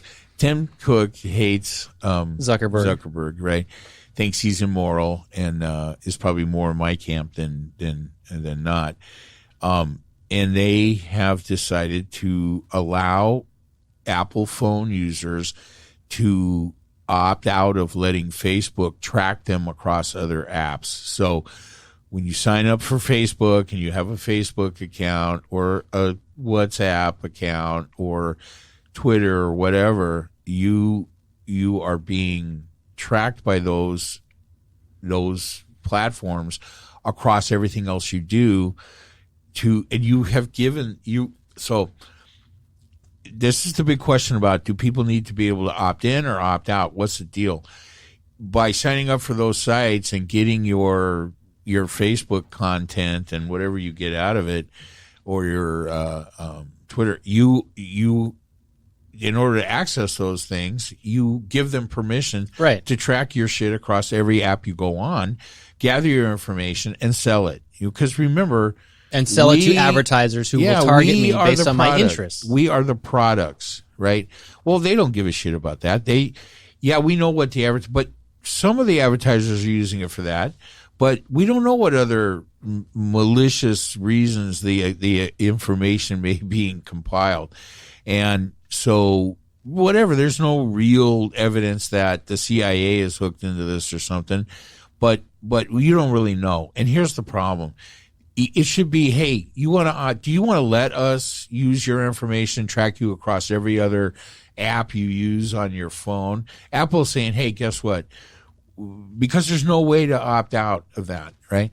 So Apple's saying, hey, guess what? We're going to give you the opportunity, you, the Apple phone user, to cut off Facebook and Twitter and these other platforms from tracking your activity across other apps. That's all. And that's a good thing. It's a good thing, but that's just Apple effing with Facebook, right? Because they know that's most people are not going to do it. I haven't taken the time to do it. But isn't the real issue, though, like if I'm on those other platforms and I'm shopping for Nike shoes, when I go to Facebook, there's an advertisement to sell me Nike shoes. Or if I click on a news link from Fox News, there's going to be more Fox News content for me to see when I go to Facebook, right? Yes. So the point is, who doesn't fucking know that? So if I go on first there... off, lots of people, but go ahead. Yeah, but remember, you are the one who disagrees with my idea to give people an intelligence test before they're allowed to make decisions in this country, like vote. I'd rather go back to the guess the number of jelly beans. Yeah, I don't know. I mean, it's frustrating for me when people don't want to do research, I guess. What happened to going to the library? I don't even know if they make encyclopedias anymore. I don't know how credible Wikipedia is, but if I saw something on Facebook that I questioned, I would go look at the source. Yeah, I guess. I mean, I don't think I disagree with any of that, but I think I fail to register the same reaction to it that you get, right? For me, there are certain things involved in this discussion that we have to take as a given. People will be affected by massive amounts of misinformation flooded onto social media platforms because people go on social media platforms and that's I think we just have to accept that as a given. If we don't, we're making a mistake, because then you say, well, we shouldn't care about what the results are of that, because, they should be checking this stuff up, verifying it on their own. Unfortunately, that is, but doesn't it go, to me. I can't disagree with that, but it's not a reason for us to say, so because they're not checking it on their own, we're not going to pay any attention to how the great unwashed out there listening to social media, how they're receiving and being brainwashed by misinformation. Yeah, but it's like all the way back to the forbidden fruit, Adam and Eve, Garden of Eden. Who's evil, the fruit or those that ate the fruit? I think that stands on its own. That's a statement that has its own merit right there. I don't know. I'm not sure what that has to do with anything, but I get your connection to responsibility, but what cracks me up is, okay, so but then you're so against cancel culture, right? Which is just people being held responsible. It's not. I already debunked that whole theory. It's not being people responsible. It's people assuming that you're going to get change, and you're not. Get change. Yeah, the whole thing about canceling people is because there's an assumption that there will be some type of reform that comes of it. You're being canceled because you said certain things. Well, if that person still thinks that way, you didn't make any effect on them. There's no change. You just remove them from society. How about if you say something that's evil, hurtful, dangerous, incorrect information that has serious consequences? You're held responsible for those serious consequences. How do you get? There's nothing wrong with that. Then what the hell are you talking about? Because canceling isn't that. Of course it is. Canceling is removing somebody. Canceling is just a term that you've co-opted from the youngest among us. Well, I guess, aren't they going to be in charge at some point? Well, who's in charge? Is it your generation that's in charge? It doesn't matter whether you call it taking responsibility. No, my generation is not in charge anymore. I think there's probably quite a few remnants, at the upper echelons because of the age range, but they're going to be gone. Time marches on. Nothing we say or do can stop that, right? So, and I don't want a disengaged youth to be the result of this. That alone would be enough reason to try to do something to change that, right? If social media, Zuckerberg, Trump, and all the rest of this stuff has caused large swaths of the youthful population to become disengaged from political discussion, I'm not saying any of them have to be into it the way we're kind of into it, right? We're very much the exception, right? Most people do not watch They're normies. as much. Yeah, they're normies. That's AA speak, right? That's everybody. Yeah, I think you told me that. Oh, did I? Okay.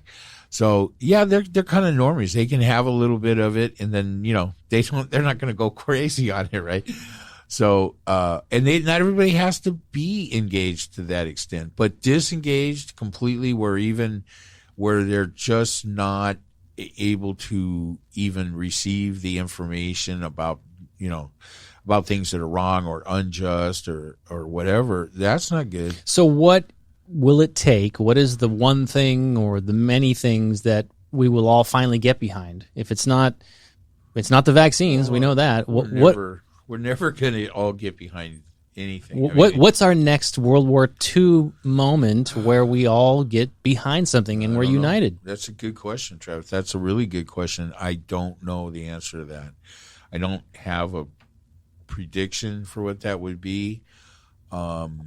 I would have thought that a health crisis like this would have been the unifying factor, but I am now completely discouraged that will be. I mean, frankly, I am very, what's the right word? Because I'm not worried. I was going to say I'm very worried or I'm very concerned, but frankly, I don't spend 5 seconds. Anytime being concerned or worried. So that's really a false statement. I am very doubtful that the next health challenge that comes up, which is very likely to be a more severe form of this COVID situation, that we are going to fail to embrace it and come at it the way that we should. We're not learning anything from this because there's a large. Well, we're learning something. There are people that want to continue to have any kind of health issue be a divider and not a uniter as far as social issues go.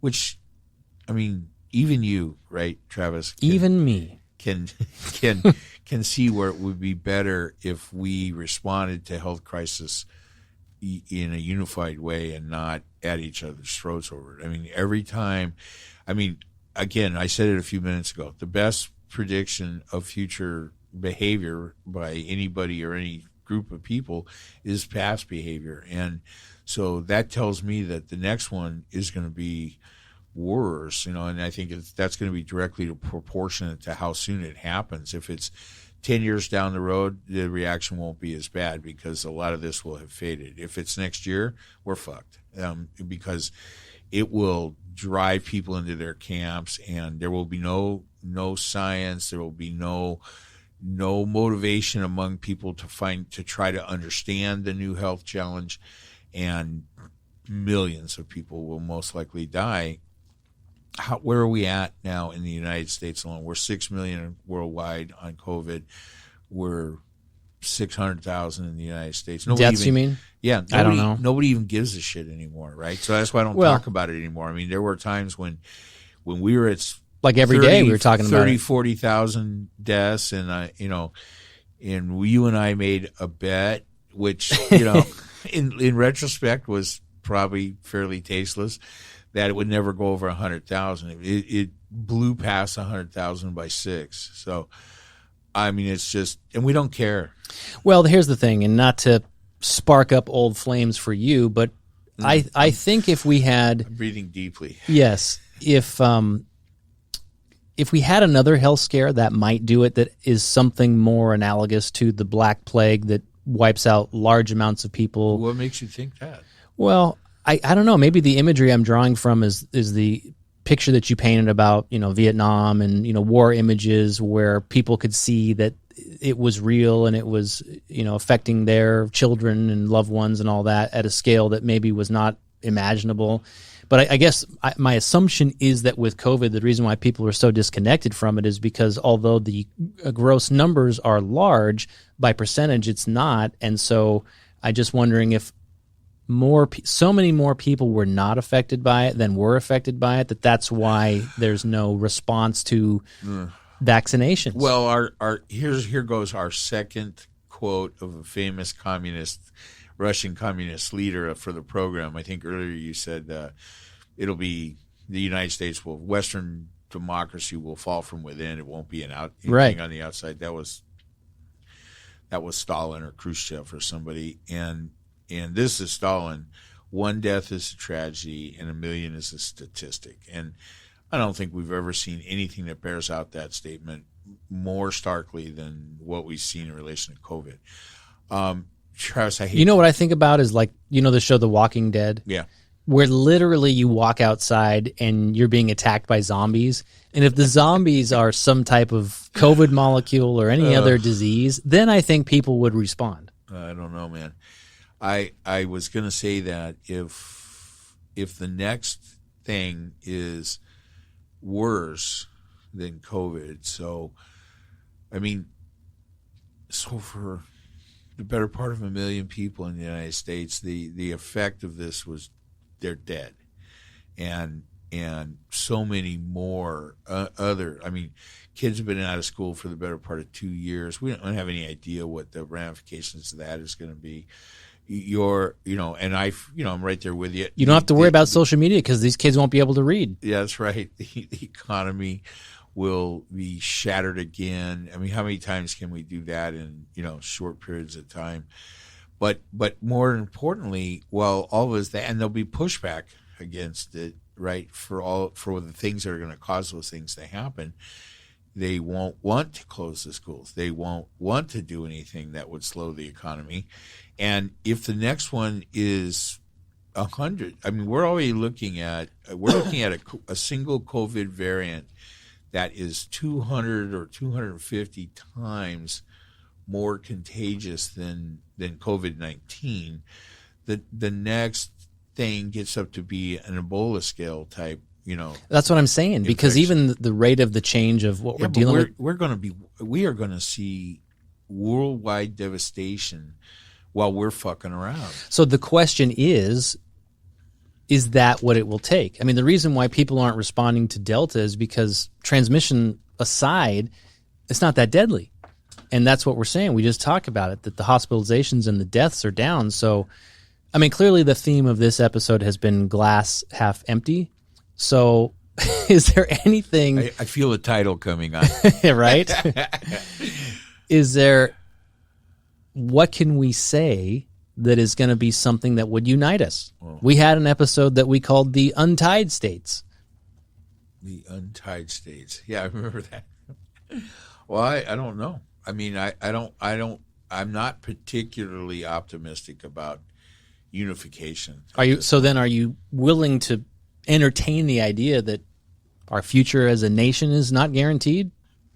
Oh, no. Well, that's never been any kind of disagreement between us. I don't see your dystopian vision of, what did we call the two countries of splitting this Republica country? And Democratica. Okay. I don't see that happening in reality, but certainly my message has always been from the first day that you and I started talking about stuff together was that it's not guaranteed. And my the things that I become passionate about that we talk about on here, if you really think about it, are the things that I feel could lead us to the country failing. And I just am amazed sometimes by your lack of passion for those things. It's not that I don't think you're hearing me, but it's like, hey, this could cause the whole country to come crumbling down. Yeah, and what do you think about the Mets? Well, but clearly so many people disagree with you because we don't have... Because they're idiots. Well, is it that, or is it just that we have grown apart? Are we just too big? Are we too different? I think so. Are we too different to understand the things that threaten the future of this country? I don't know. I don't know what the answer to that is. I think there's a lot of misunderstanding about what really holds this country together, right? And that I think I have a better picture of than a lot of people. I think a lot of people just think it's magic. It's like refrigeration. I don't know how it works. It just works. It was just not the case, right? And well, whatever it is, then there's not a good conversation about the metrics involved or the glue that binds us, right? That's what I think. I don't advocate for that. I don't want that. I don't want to see a civil war. But yeah, I know you don't. But here's some things that need to be talked about and thought about by the American populace, right? The country is changing in the sense that the population is becoming more diverse. That was always the track for this country. It was just dominated in the beginning by Europeans coming here. And so, it doesn't matter what group, whoever's on top acts the same way. That's why I don't really participate in racism one way or the other. It's not because I think everybody's good. It's because I think everybody is equally shitty. So when some other group gets on the top, they're going to be as big a group of assholes as white people were.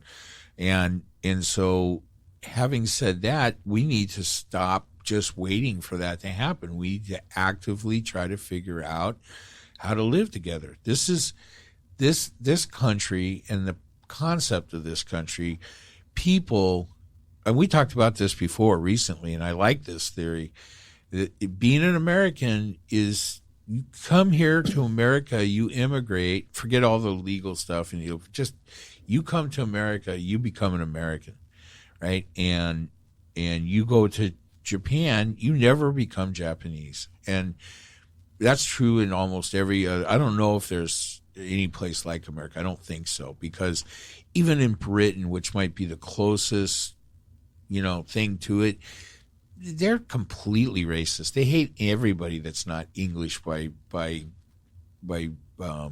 birth or whatever, or they certainly they let Muslims come in, but they're just there to clean the houses and do the shit.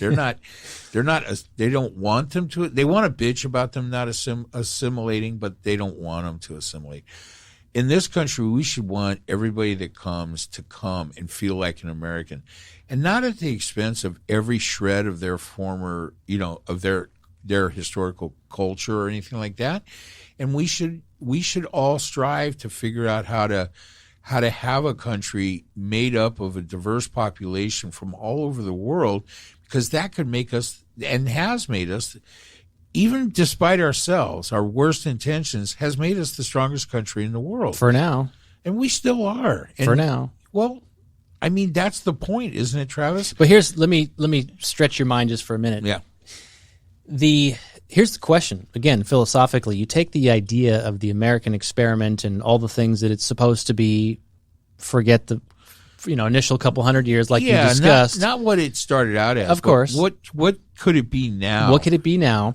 And I, for one, I'm not one of these guys that, I don't think we really need assimilation. I don't think we need somebody to come here and be American.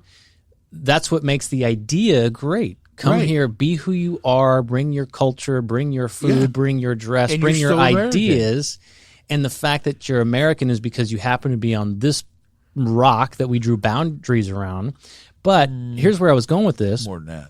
We're going to have an opportunity as a society, as a people, to kind of do this again, I think, when we go to Mars or wherever we're going to go out in outer space, when we colonize something else that's not in this world. And what's going to happen then? We're never going to live off this planet. I don't know. It's Never not say gonna never. happen. Never say never. I mean, and I think that's, I love science fiction, right? That's why I have read literally hundreds of science fiction books, and watch all the movies and all that stuff. I love it, but because it's fantasy, not because we're going to do it, right? Are we going to do things in space that we don't know about yet? Yeah, and are we going to inhabit other planets in some kind of large capacity? I don't know. It ain't going to have nothing to do with the rest of our lives. Well, yeah, even you're not going to see the it. child that you are compared to me. Well, one thing for thanks. I feel that's the best I felt all day. Thanks. But the point is this: you just wonder the collection of people together. If we can't get it right here, are we going to get it right ever? Well, and I just think about I always say geographic boundaries around the world, and over time when new countries by name have cropped up or others have gone away, it's never been voluntary. It's only been by force. You know what I hear a lot of that I'm thinking about as we talk about this, and I hear you say this, is, well, is it ever going to be Nirvana here? Is it ever going to be all kumbaya and everything? And if it's not, then what's the fucking point? And the point is to try to make it better, right? It's a matter of degrees. I mean, there are things wrong, right? There are things that I get upset about, right? We cover them all in this over and over and over again. But I mean, really, the world progresses, right? There's the saying that I'm not going to quote correctly. The arch of history bends toward the justice or something. Oh, you know what I just fucking remembered? What? Men in Black. Tommy Lee Jones is the guy's name. Tommy Lee Jones. Fuck. That just popped in your head. It just popped into my head. Will Smith and Tommy Lee Jones. And Jesus Christ has been bugging the shit out of really? me. Has that been bugging you the whole time? Sorry about that. So do you remember the scene in the morgue? You need to go watch that movie. Yeah, I need to watch it. I haven't seen that movie since it came out. She eventually becomes the third Man in Black, right? At the end of that movie. So she works in the morgue, and she I don't usually re-watch movies. Well, that one's been on so much. Don't you catch it once in a while? No, I don't. I don't ever tune into what's on. I always go find something. Yeah. I say I never watch movies. Wow, the harshest segue ever. I watched Reservoir Dogs this weekend. Oh, it's been a long time. Right, I haven't seen that movie in like 25 years. And wow. For some reason, I wanted to watch it, so I went and watched it. It wasn't on. I downloaded it. That's cool. But you did successfully, whatever the fuck we were talking about, you did successfully completely blow it out of my head. So well, listen, I guess we need to wrap up for today. But what I was starting to ask you was, again, with the idea that there's so much bullshit and glass half empty type attitude, I'm just wondering, and maybe we're not going to answer it today, but it's what's the thing, or what are things? Yeah. Go ahead. As a people that we're going to figure out and say we're better in it. So like the one, the big thing. Just try to be, look, it sounds so Pollyanna and stuff, right? And I like the idea of the glass half full, half empty. I'm not a half empty. That's not my outlook, right? And that's what makes me so passionate. Well, it has been for the last 2 hours. Because it's because we're talking specifically about issues that we're not making much progress on, right? That leaves out all the things that happen that are, glass half full kind of stuff, right? And I guess what I was about to say before your epiphany about Tommy Lee Jones was, as you look at it, I mean, it's hard in the moment with all the things that don't seem right, to see it, but we're progressing as a species, as people. Does that mean that there are no unfair issues, that there are no unjust situations? It doesn't mean that at all. And the fact that there are, and there probably always will be, and never see a nirvana for us as a species, right? It's the conflict to some degree that makes us strive to make things better, to understand more, and it's never in the hopes to make things work. Nobody goes out and does something in science in the hope of making this worse. Well, I hope I can go out and figure out a way to make cancer 10 times harder to cure. Some people might. No, I don't see it, but yet we've talked so much about social media, and this is kind of why this rubs me so much the wrong way. Money, whatever, but the motivation seems to be, for social media, for Facebook, thing we talked about so much today, there seems to be this desire to completely disconnect any responsibility for the results, or for things that are directly attributable to it. We're just like, well, that's just not, a thing, but it is a thing, and it's not a good thing. And so I just don't get it. It would be like somebody taking government money to do research, like I said, on cancer, and coming out with a way to make it worse. Yeah, so but I listen, can sell more drugs. Here's the point. So I can sell more drugs to treat cancer. I don't think we're ever going to get to some, nirvana type place. But the point is, are we moving closer together or farther apart? And I think there's a lot of reasons why you could argue currently that we're moving further away. So that's all, and if that's true, which, because I just said it's true, then what will it take to kind of close the gap? I think it's a matter of perception. I mean, really, depending on your viewpoint, we're much closer. We've made a lot of progress as people, as a race, as Americans. It's hard to see because the things that don't look like progress, that are bad or malevolent, just stick out. They take up more space. They hog the real estate, right? And they take the air out of the room. So it is hard, right? Well, maybe the real issue, because I would argue that people were dumb and made bad decisions before social media, and they'll continue to make those decisions after social media. But if we just cross out the word social, the other part of the problem is just media in general. Which was, just for history for the listeners, because as we draw this episode to a close, one of the first things that Travis and I started talking about was media. Mm-hmm. So funny how our discussions take this giant circle through COVID and through the Trump nonsense and all of this shit, and really we circled all the way back to the media. So that's awesome. All right, well, it's been another spirit. I feel good though, because I feel good. You like, perked up a little bit. Yeah, somehow you got me to see. You get focused in on the negative, and then you start to really think about it. Go, wait a minute, it's not really that bad. So I feel much better. So good start for a Monday. And I'll just dangle this carrot. In the background, we have the markets pulled up, and we are seeing the markets in decline here in real time. Why are all the numbers red? Because I'll tell you why. Because all the billionaires that the Democrats want to do a wealth tax on, they just instantly lost millions and millions of dollars. You're seeing in real time. Thank you. We're looking at CNBC, right? That's what's on in the background here.